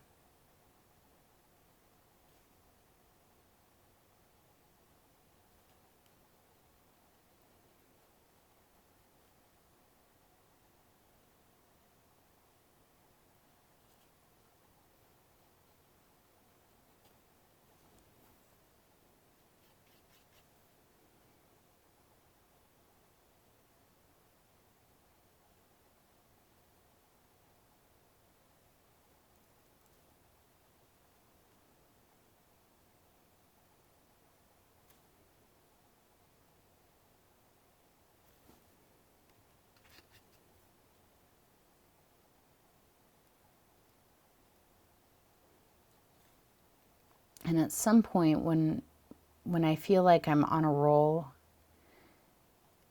and, kind of decisions are just happening, a lot of times I'll just kind of abandon my reference photo altogether. And I think I actually did that with the tree painting that I did while I was camping. I'm pretty sure that at some point I just quit paying attention to that photo, because I was happy with where my painting was going and the decisions that I was making, and that's okay too. And if you paid attention when I showed you the actual photo of that tree, you would notice that my painting really doesn't resemble that tree, that photo, much at all. And that's a good thing. Now I'm going to give the back just a little bit more shape, because I drew a circle as a starting point, but his body is really not circular. He's got some, some muscle mass, and he's got a little junk in the trunk. Sorry, Steve, but you do. Steve, the junk in the trunk dino.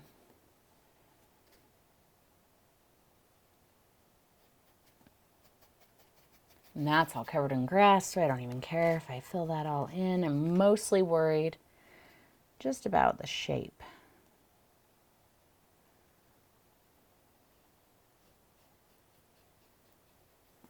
There.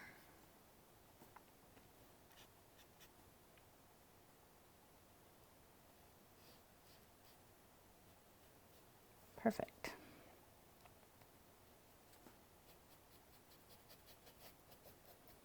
Sometimes I'll make things a slight different color so that I don't lose them. Like right here, you know, his neck is a little darker and it's a little lighter here. That's just a visual reminder for me that those are two different parts. And then I touched it and took away that dark line. So just put it back. There we go. Okay. I think that's pretty good. Let's see if we can get some of that chalk off of there.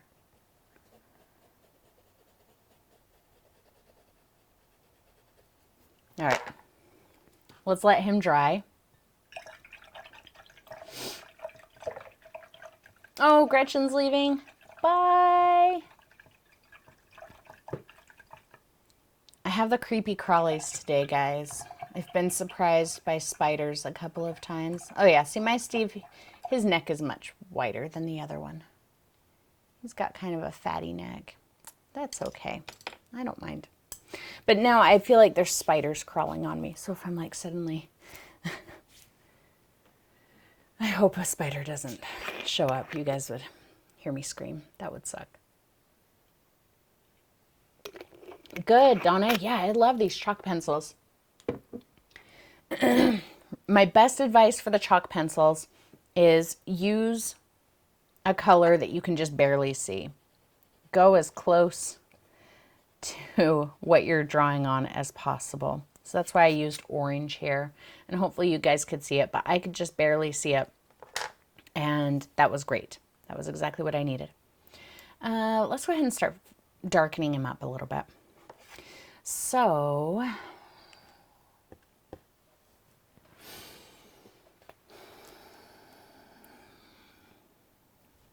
I'm going to make this color a little bit more on the alizarin side, but alizarin is still quite a vivid color. So even though I'm not getting a bright orange, it's still a little vivid. So let's see what happens if I pull a point of burnt umber in there. And if I really want to dampen it down, I can put blue in there, and that will give me a nice muted orange color. You just have to be careful with that. Know what color of blue you're putting in it. I think that's good. A little matte medium. And we'll start over here, down his back. Just kind of nudge that line into there.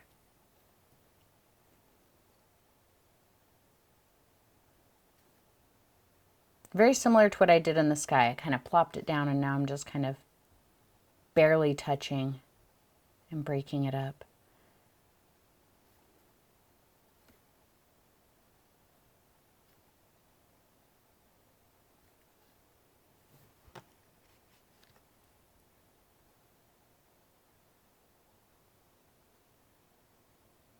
And yeah, guys, if anybody has to go, this video will be here for you when you're ready. The replay will stay up. You can access it at any time. Now what I'm doing is, notice I'm not taking that dark up the back anymore, because if you look at the image here, it's actually kind of blue right back here. We're going to do a different color, but this dark line comes up here and it comes up to meet right about where his eye is. So that's where I'm heading right now.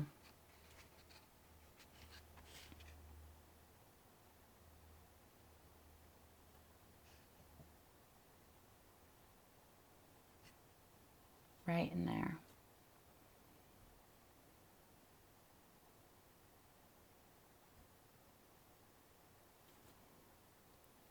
Gets in here a bit.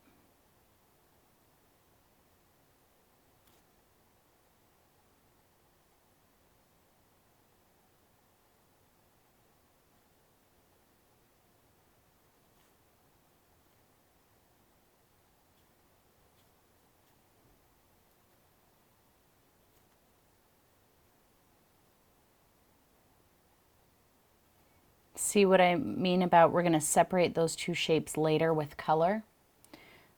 See how I left that lighter there? Now, even though visually these are the same shape, they are two different shapes that go two different directions.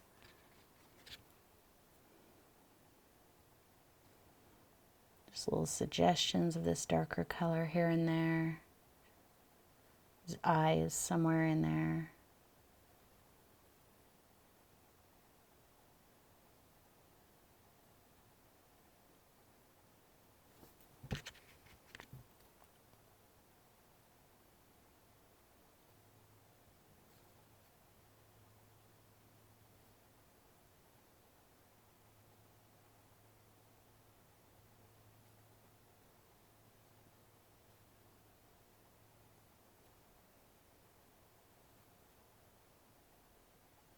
Oh, he looks so goofy and horrible right now.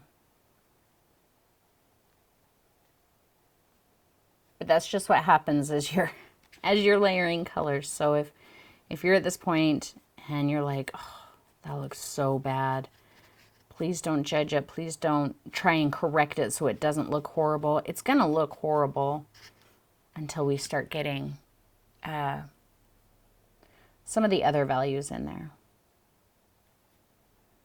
And he's just got some shadow, just kind of generally right in here. Most of this is going to be covered with grass, but, you know, if any of it shows, I want to show that there's some shadow there. So I'm just kind of throwing this on randomly. Anything I don't like the shape of down here, I can just make sure to put grass over it. He's got a leg right in there, so I'm going to make a dark line there that separates his body from that leg that'll be in the front.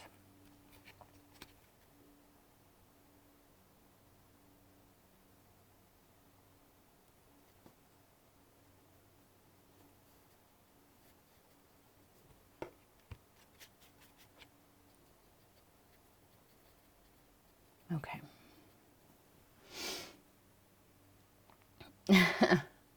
Oh, matte medium. Yeah, absolutely. Absolutely. When I paint for myself, guys, I use matte medium almost exclusively. You know, I'll wet my brush to get started, but then matte medium. Absolutely. Okay. I just mixed up the same color. There's still that brown in there. I just pulled a little bit more white in and a little bit more yellow. So I'm going to get a nice pale color now. And some matte medium. And let's kind of lay in. Nope, that's not light enough. Sometimes you may look at it and go, oh, that's way too light. But look, it's really not a lot lighter than what I have. I definitely need to go lighter than that. But I think I'll just kind of start there. I'm barely touching the canvas again. Barely, barely, barely. Let me zoom in. Barely touching. I'm not pressing this brush flat at all. Except if I need a little extra paint.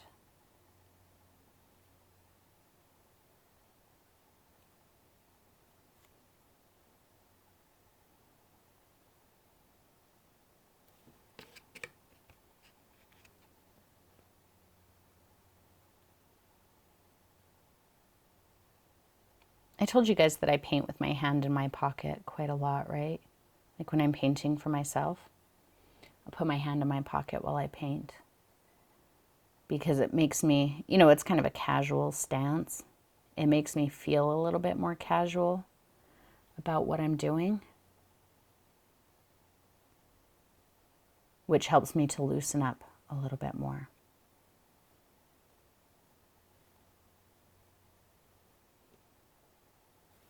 I'm going to throw a little bit more white in there.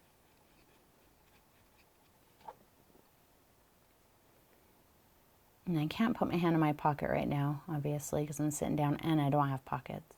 But I'm just going to have my hand on my hip. Just dashing in some of that light color here.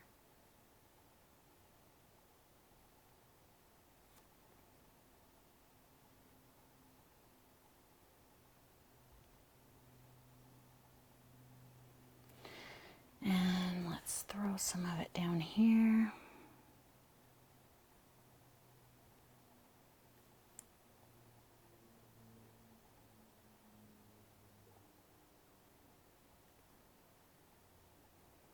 Nice and bright, what, right there. So see, even though I had that line darker as a visual reminder to myself before, you don't have to worry about those things.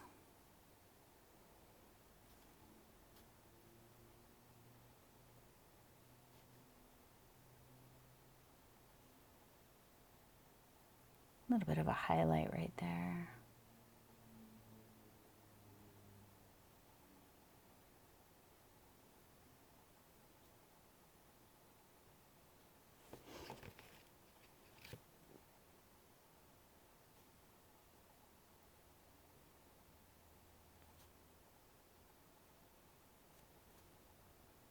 And grass will cover all of that.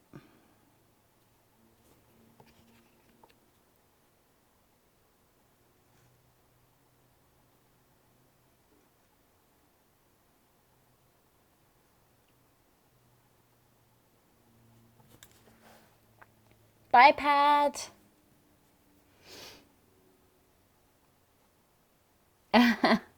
You know, I haven't even thought about that blue flamingo in so long. And can I tell you guys that, I mean, I hadn't been making videos for very long at that point, obviously, but I also hadn't been painting for very long at that point. That painting was such a struggle for me to make. It was a lot of work. I put a lot of work into that one because I had no idea what I was doing. Man, I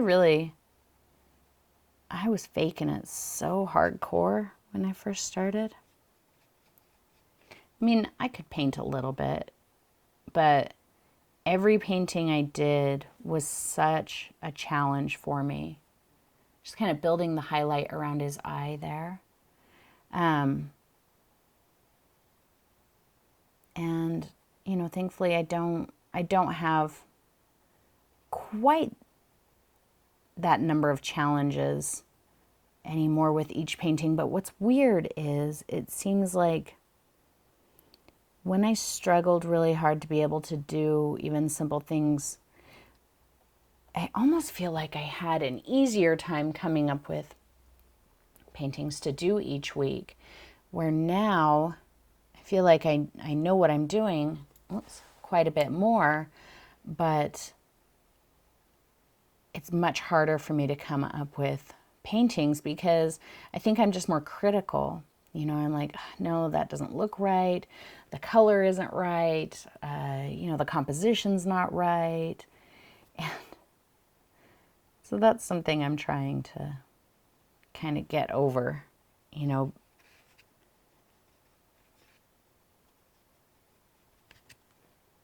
It's not, I don't want you to think that I'm saying that, you know, that I berate myself or that I'm hard on myself or anything. It's just that, you know, I think about things different than I used to.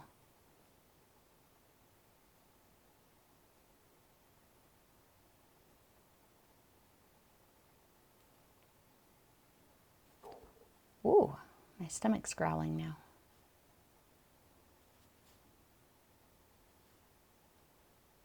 Heck yeah, he's starting to get some life. Yay. There is always that moment at the beginning of a painting or at the beginning of an element, you know, where I start blocking it in and I think, oh man, I don't know if I'm going to be able to pull this one off. That doesn't look that great. I did the same thing. I mean, I do it all the time. It's just how the brain works, you know. So I'm sure you guys go through it too. But it's what you do with it that matters. But I did the same thing with the tree. I was like, oh, this tree right over here looks horrible. But then as I kept going with it, you know, each layer brings it just a little bit more life. So I'll zoom you out there so you can see what he's looking like. Well, thanks, Deb. Atra, mostly white. So I definitely, you know, mixed up that yellow, red, and brown like I showed you. But then I just kept adding more and more white, more and more white. And I'm going to let it dry right now because it's starting to get thick and I don't want to pull the paint off. But also I'm going to go back into the dark. And sometimes, especially when I'm layering and blending shadows and highlights like this, it's easier for me to do it if the previous layer is dry, and that way I can kind of dust over it or get the matte medium and fuzz it out over it. Because remember, I showed you guys in an event a couple weeks ago, layering gives you a completely different effect than mixing. They look different, and I want to have a layered effect, not a mixed effect. But yeah, we can see he's starting to get some personality already. I am not unhappy with him. He has a ways to go. One thing that is kind of the difference between, you know, it can be the difference between a good painting and an awesome painting, you guys, is your values. Okay, so right now, when we look at him, we're like, oh yeah, I can see the shadow under his neck. His nose is lighter. You know, I can see all of the shadows as they are pretty much on the reference image, and the colors look about the same. So our dino's done. Let's go ahead and give him some details and call him done. But this dino is far from done. And this is a thing that's kind of challenging is, you know, looking at your painting and looking at your image and knowing when to stop. So like the color that I have here under his neck may not appear to, it's a little darker in this image, but it's not crazy darker than what I have here. However, when I'm done, the shadow here is probably going to be substantially darker than the shadow on my image here. Likewise, the highlight, the brightest part on his face and on his neck here, that's where he's the brightest. Those highlights are probably going to be substantially lighter than what we have here in the image. And it's that contrast, the dark, dark shadows and the bright, bright highlights are what's going to give him some life and make him look really good. If I just left him like that now, he really would be kind of boring. So, bye, Sylvie. I know it's getting late for you guys. I told you we'd be here for a while. So you guys can come back anytime you like and finish up. And if you guys are really like, nope, we're done for the day, we can come back and finish this up maybe tomorrow. We can do another event tomorrow if you guys feel like that's what you want to do. So you guys tell me what you want to do. I'm here for you. And I'm enjoying our little dinosaur. He's turning out so much fun. He's not drying fast enough. Thanks, Sylvie. Sleep well.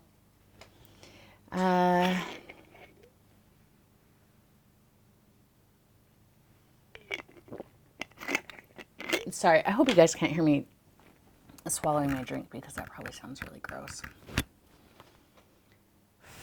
Cat hair on the lid that I just dropped on the carpet. Okay, let's do our sky. The sky is dry, and I want to get a bright pop in that sky. I need some more white.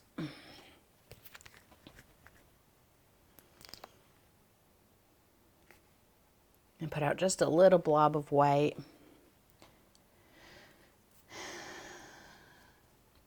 And I'm going to get just a little bit. I'm not, loading up a million tons of white here. It's very thin. See how you can see the plate through it, the pattern on the plate? and then some matte medium. So it's a pretty thin white, but it's pure white. And I'm going to lay that down pretty heavy there.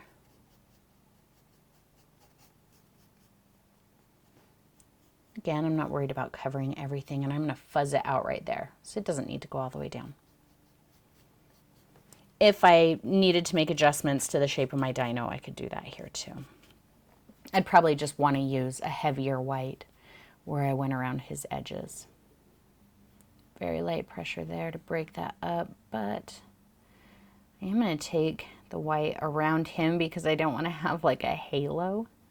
You know, where the white like stops 1/4 of an inch from the dino all the way around. But if you did that, you could just say, oh, I painted in HDR. And like HDR photos have like a little halo around things sometimes. So yeah, just call it your HDR effect. That would be okay. See, I have a little,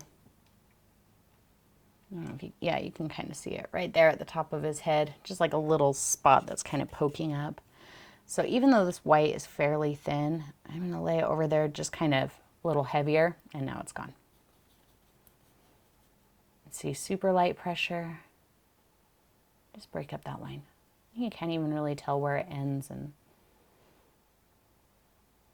where it doesn't.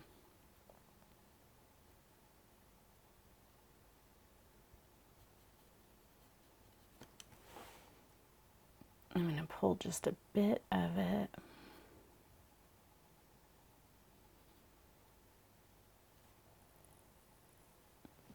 What's going on right there? Is that chalk or? I can't tell. Everything on this canvas is orange, including the canvas itself, so I guess it doesn't really matter.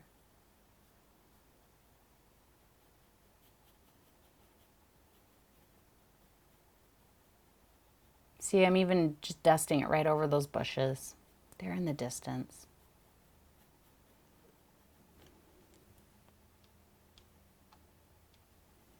A little bit more of this white, and then I think I'm done with the sky in the background.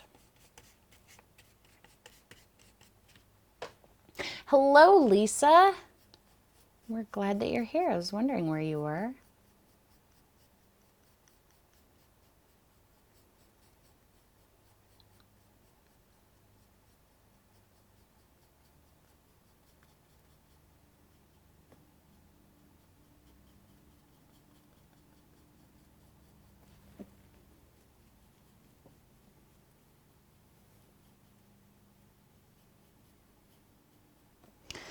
A little bit more. Let's see, where did I say I wanted some of that brighter white? Like right in here.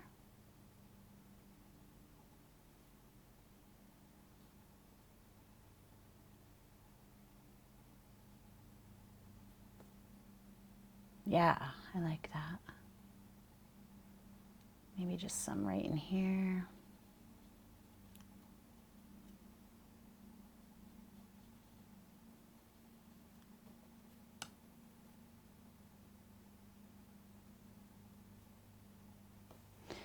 And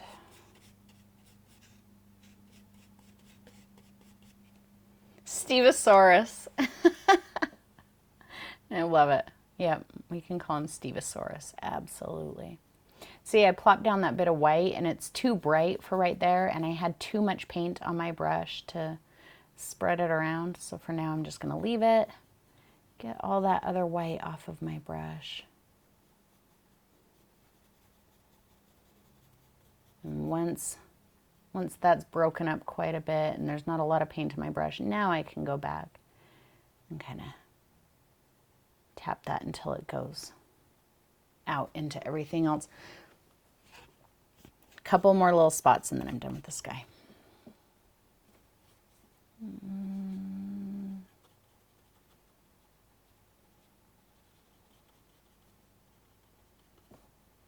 was a little dark for me right there. There we go.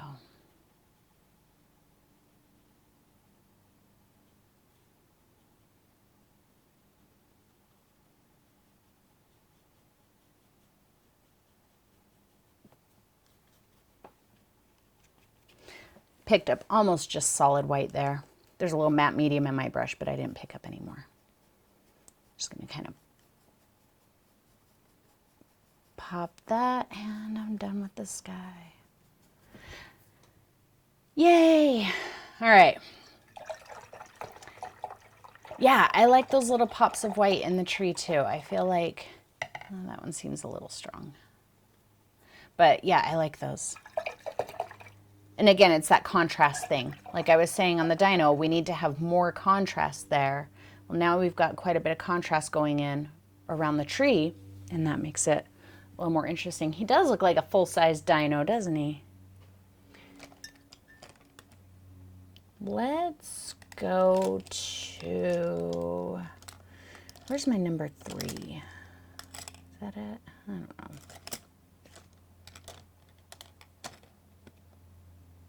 My number 3 is probably going to be my next Fuzzbert, because I've started scrubbing with that one.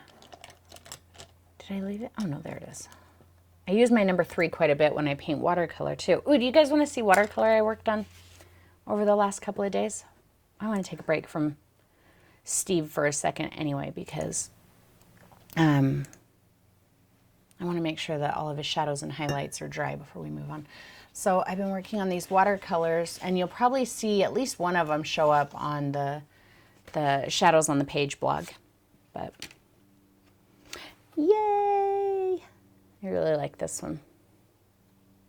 So it's like a moon inside the forest, and a little moon waterfall when it's sitting inside the mountains. So I've been painting a lot of moons for the last couple of days. So I just thought maybe you guys would like to see those. I've enjoyed them. So yeah, anyway, that's all. Okay, let's go back to Steve. Good, I'm glad you guys like him. All right, let's really work on his shadows and highlights. Okay, I'm using my number 3 so that, thanks Lisa, I really like that waterfall too. I think that's my favorite one. I want to be able to kind of scrub and nudge colors and, you know, really be pretty specific with where these shadows and highlights go. So see, when I'm painting for myself and I use the matte medium, I wet my brush and then I wipe it on a paper towel. Okay, let's get our yellow and our red. The alizarin is pretty strong, so you have to use a little more yellow oxide to keep it from not going just straight red. And some burnt umber.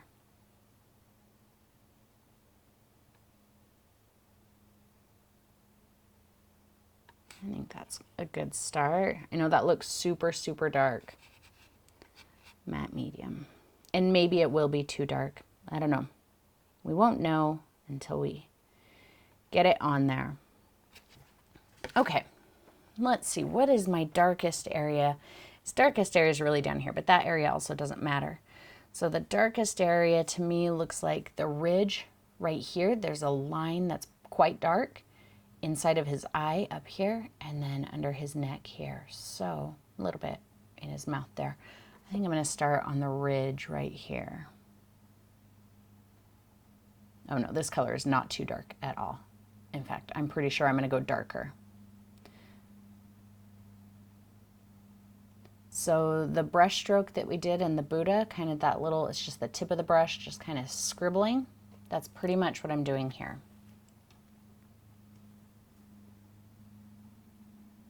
Nudge it up into there.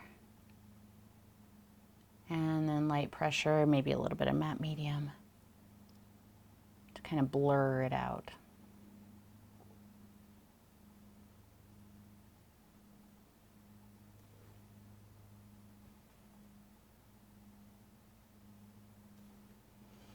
I feel like this is still too wet. I think it's going to start lifting the paint. I'm going to have to let him dry more, I'm afraid.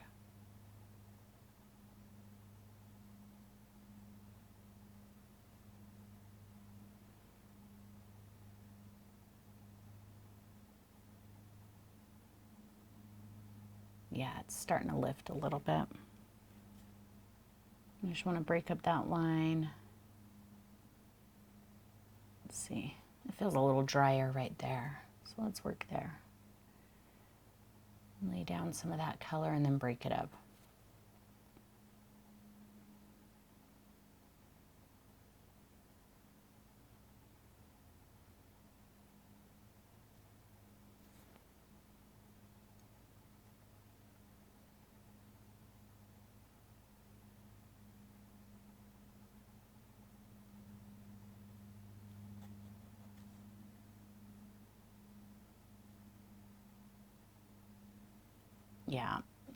Yeah, that's too wet. I can't do that.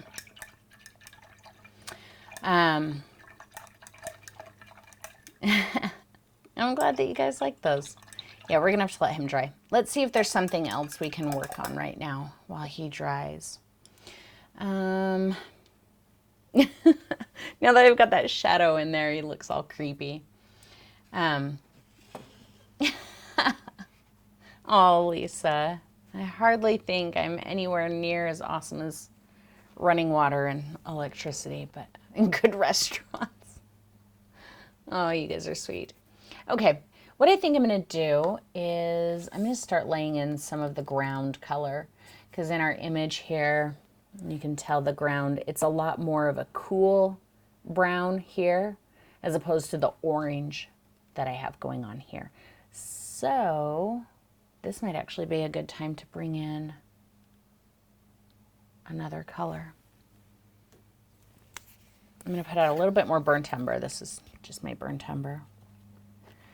But remember I said that the color that we have in the dirt here, it's warm, it's brown, but it's cool compared to what we have here. So burnt umber is still quite warm. So I need to cool it off. And I don't want to cool off with cerulean because cerulean will also kind of mute it. Phthalo is a good choice, but phthalo is also extremely strong and it's going to be too strong of a green for the other little bits of foliage that I want to do later. So I need to find a blue that I can cool off the brown for the ground, but also use it to make those darker grassy bits later. So I have indanthrene and Prussian blue. I'm going to see which one of these works to do what I want with that brown. So actually, you know what? I'm going to do it on here because my palette is starting to get full up. Okay, so Prussian blue. I think cobalt would be a little bit too bright,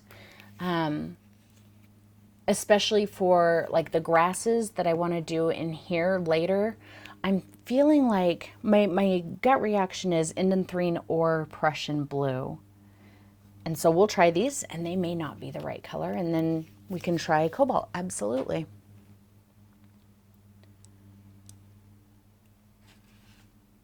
Yeah, the phthalo and gamboge, they do make really good green.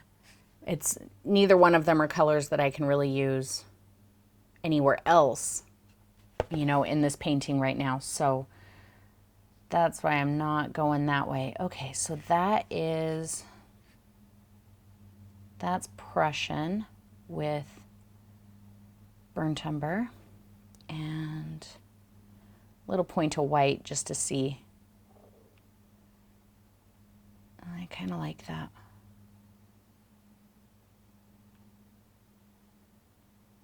That cooled it off nicely. Okay, I kind of like that one. So let's clean off that. We'll check the indanthrene. And then if they both look good, then what I'm going to do is test them with yellow and see which one makes a green that I'll be going for later. The indanthrene is a little bit stronger, makes a darker color. Let's see what happens with a little bit of white. Oh, I like the indanthrene.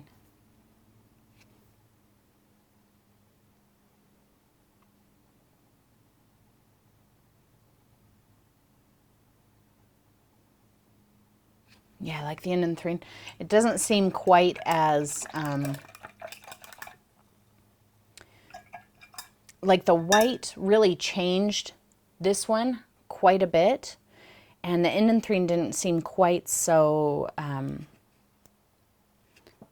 susceptible to being muted out by the white. So here's some yellow oxide. Let's see what happens here with some Prussian blue. That's pretty bright.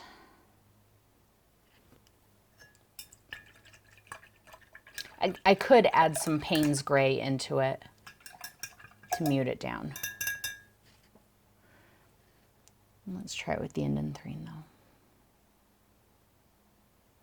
That's much, whoa, hello there. That's much more like what I was going for. It's just a little bit grayer of a green. And then I can still add some phthalo to, they're really close, but I think the Indanthrene.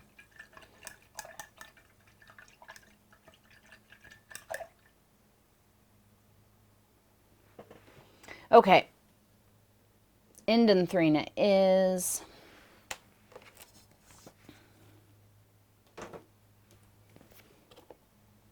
wait, let me just make sure that I didn't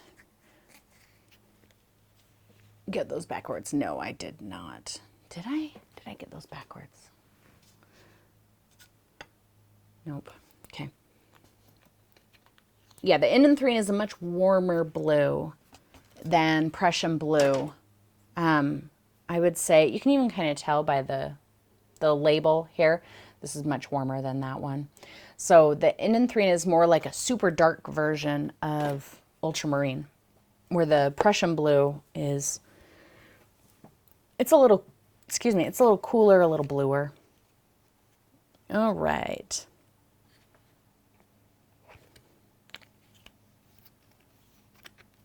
Hi, Samus. And Zelda, if Zelda's there too. Of course, she doesn't remember me. Okay, back to Fuzzbert.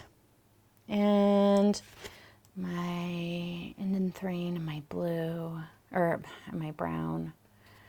Tiny, tiny poke of white, just so it's not black. That's a good way to make Payne's gray too, though, guys. Indanthrene and burnt umber. I'm going to mix just a little more burnt umber into it, so it is more on the brown side. And let's go with that. Let's start there. See how that looks. A little point to matte medium. No, I need more burnt umber than that. I had it just a little bit too cool. There we go. Okay.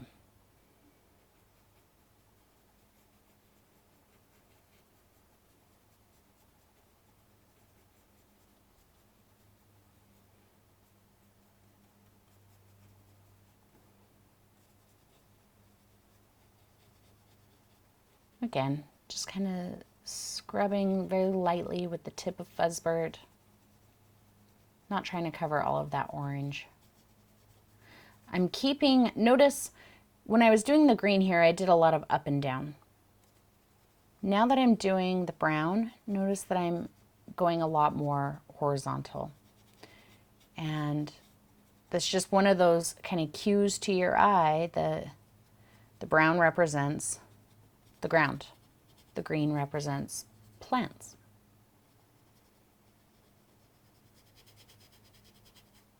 You know, if I'm scrubbing up and down with the brown, that might be a little bit confusing when you look at it, and you might think it's a bunch of, you know, dead plants as opposed to, you know, ground, soil. Let's go a little more matte medium in there and just thin some of this down a bit. There we go.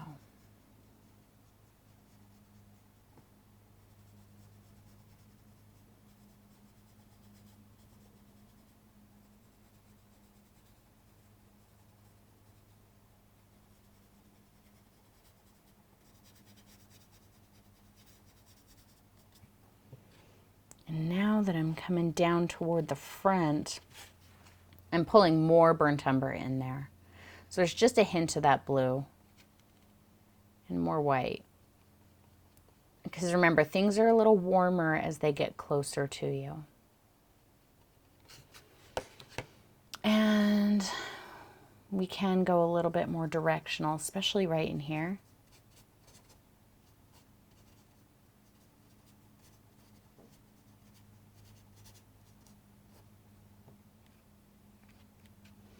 And more white. Just breaking it up, changing the color, shapes, values. Because this is all closer to us. We see a little bit more detail here.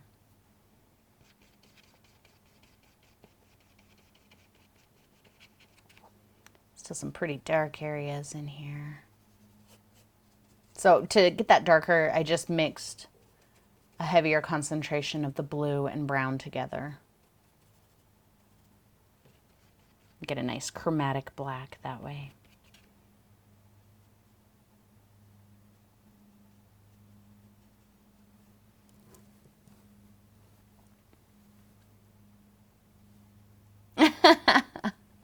Antra, that's so cute. Your kids, I love them.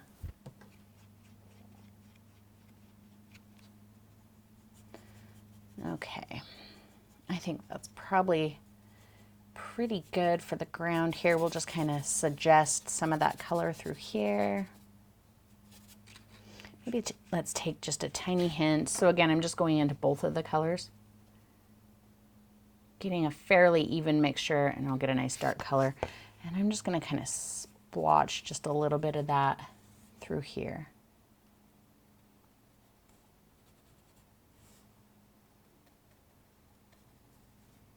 Just that value difference again.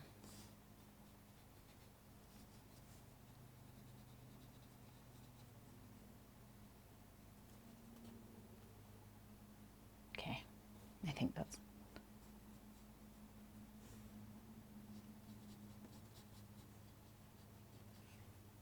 That's good. A little bit of a glare, but you get the point.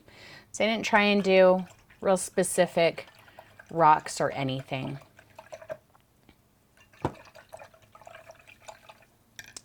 How's it going over here, Steve? Still a little. Feels like he could still peel if I work on him too much.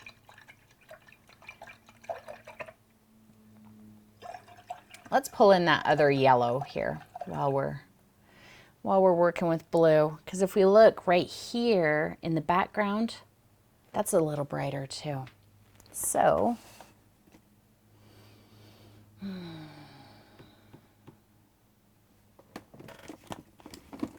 think I'm going to go with this, my Cad Yellow Deep, just like I did in the other painting, because I really liked the way that that made some muted greens, because again, it's very warm. There's a lot of red to it. And so that's going to kind of push the green down so it's not quite so bright. So Cad Yellow Deep, let's use Payne's Gray. And I have a nice dark, but kind of bright green. Good amount of matte medium to thin it down a bit. No, I'm going to put some white in there too, actually.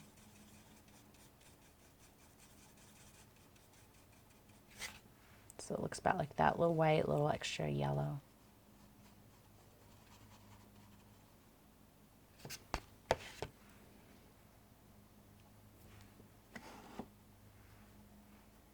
Still kind of faded out.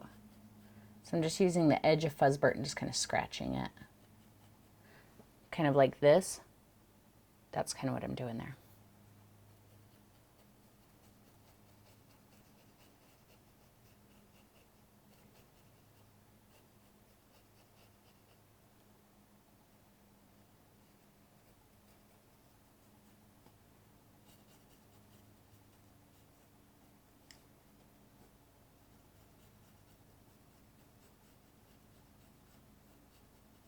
Am I losing you guys?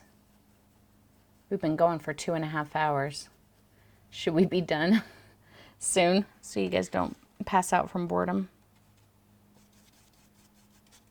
I just pulled a little extra Payne's Gray in there.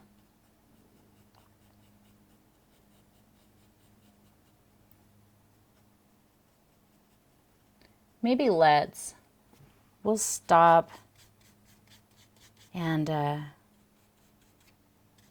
we can come back tomorrow or next weekend. Whatever you want to do. I'm just nudging some shadow color under here because there'd be a little bit of shadow there.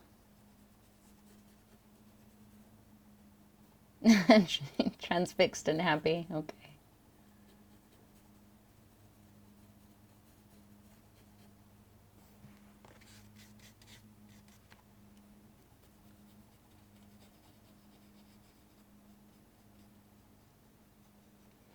So guys, going back to that little swag shop that I showed you, let me know what ideas you have.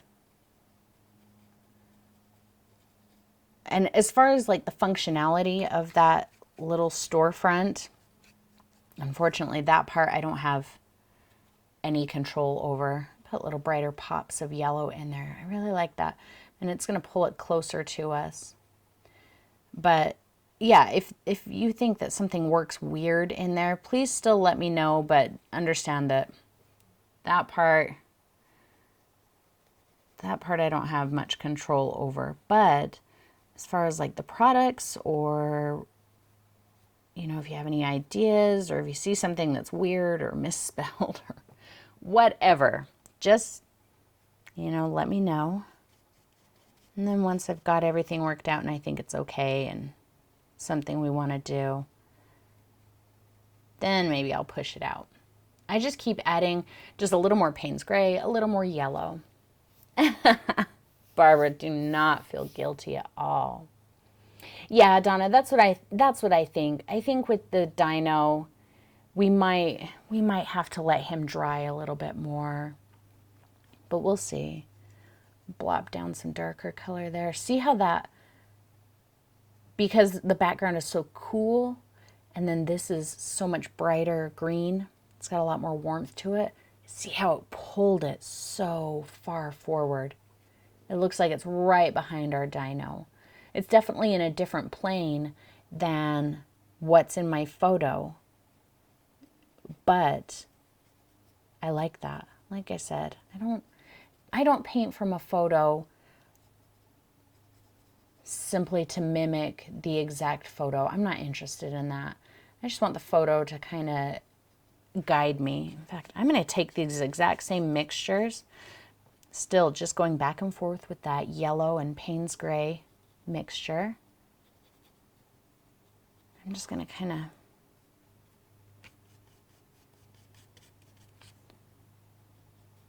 create the little grassy bits in here too.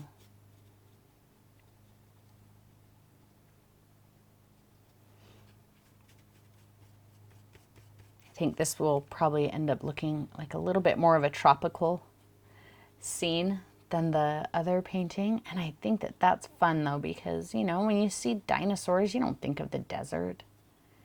You think of tropical scenes, right? It was very humid and hot and green plants, huge green plants everywhere when the dinosaurs were around. So it's okay if that's what this looks like.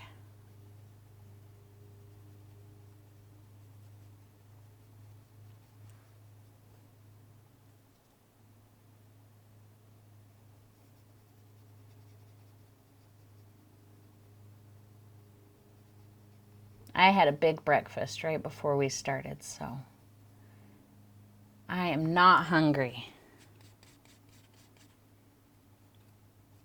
So don't feel guilty. But I am going to let some of that orange still show. I mean, there's a reason that I picked that orange, right? So there's no need to try and cover it up. But here, maybe you guys can see now what I was talking about. Let me finish up this little bit, and then I'm going to hold it up in front of the camera and show you. Remember when I said kind of go up and down with the green? And with the brown, I did a little bit more side to side. And so even though this is all very, you know, kind of impressionist, I think that you'll see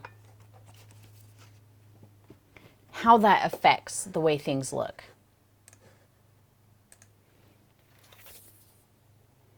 So see, it pushes the brown flat. The brown looks very flat, as in like the ground.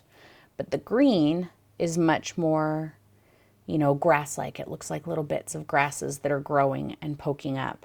So just remember that. If it's growing, kind of do it upwards. If it's the ground, it's like rocks, dirt, do your brushes side to side. And that will help you get that look. I think let's finish up what I'm working on here with the ground, and then we'll do the rest another time. How do you think that sounds? Because I feel like after I finish this bit that I'm working on, I probably have at least another hour of painting. And that's just if everything goes according to plan, which you know how that is. Things don't always go according to plan. So, and then you guys can get on with your day or go paint or whatever you want to do.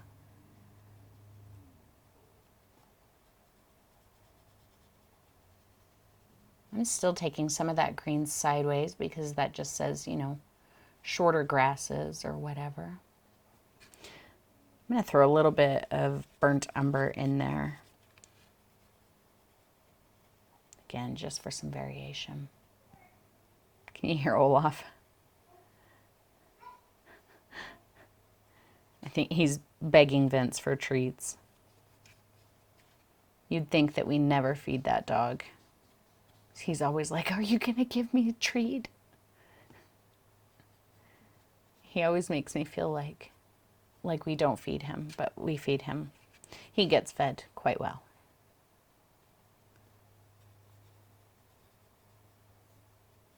And if he weren't so dang cute, he'd be in trouble. I like this ground. I like it a lot better than what's in the photo. To me, it almost looks volcanic, like volcanic rock. You know, that's got some little grassy bits kind of growing up out of it. I like that. I think I'm just going to kind of suggest this through here because, again, this is going to be all of that grass, all the grasses. A little bit of that burnt umber mixture there. Just getting that suggestion going. It does look more prehistoric, right, Barb? With the where it looks like volcanic rock. I think it does. I'm super happy with how he's looking. I'm really happy with how he's looking. Super happy.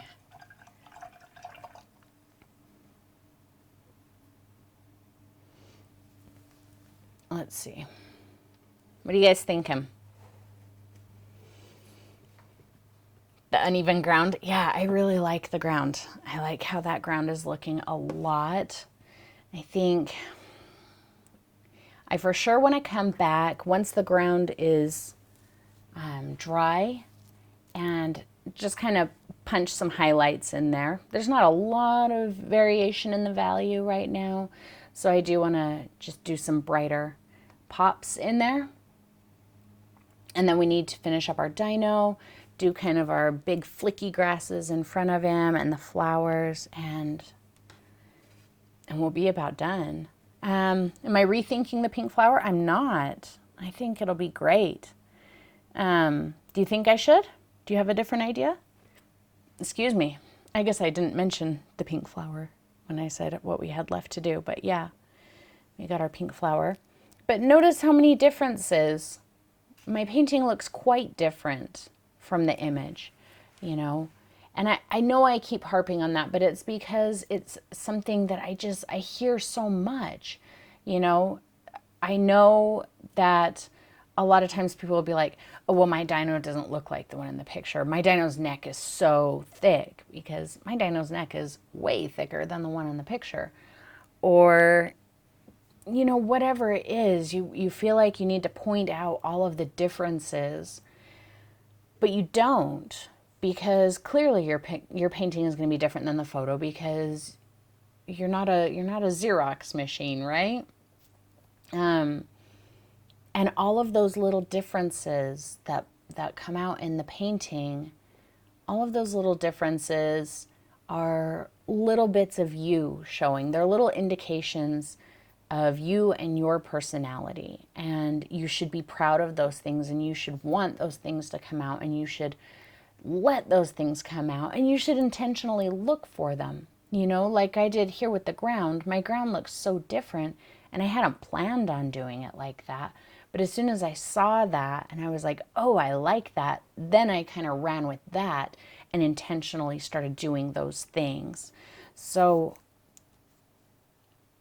yeah, that's really what I want you guys to get from things like this is there's never a reason that you have to make your painting look like the photograph. That, yeah, that can be a goal, and there are people who do that, and that's incredible, and that takes an insane amount of skill. But just because there are people who can do that doesn't mean that that's the only thing that you should do. Use the photo as a reference. A reference does not mean, you know, it doesn't mean it has to be just like it.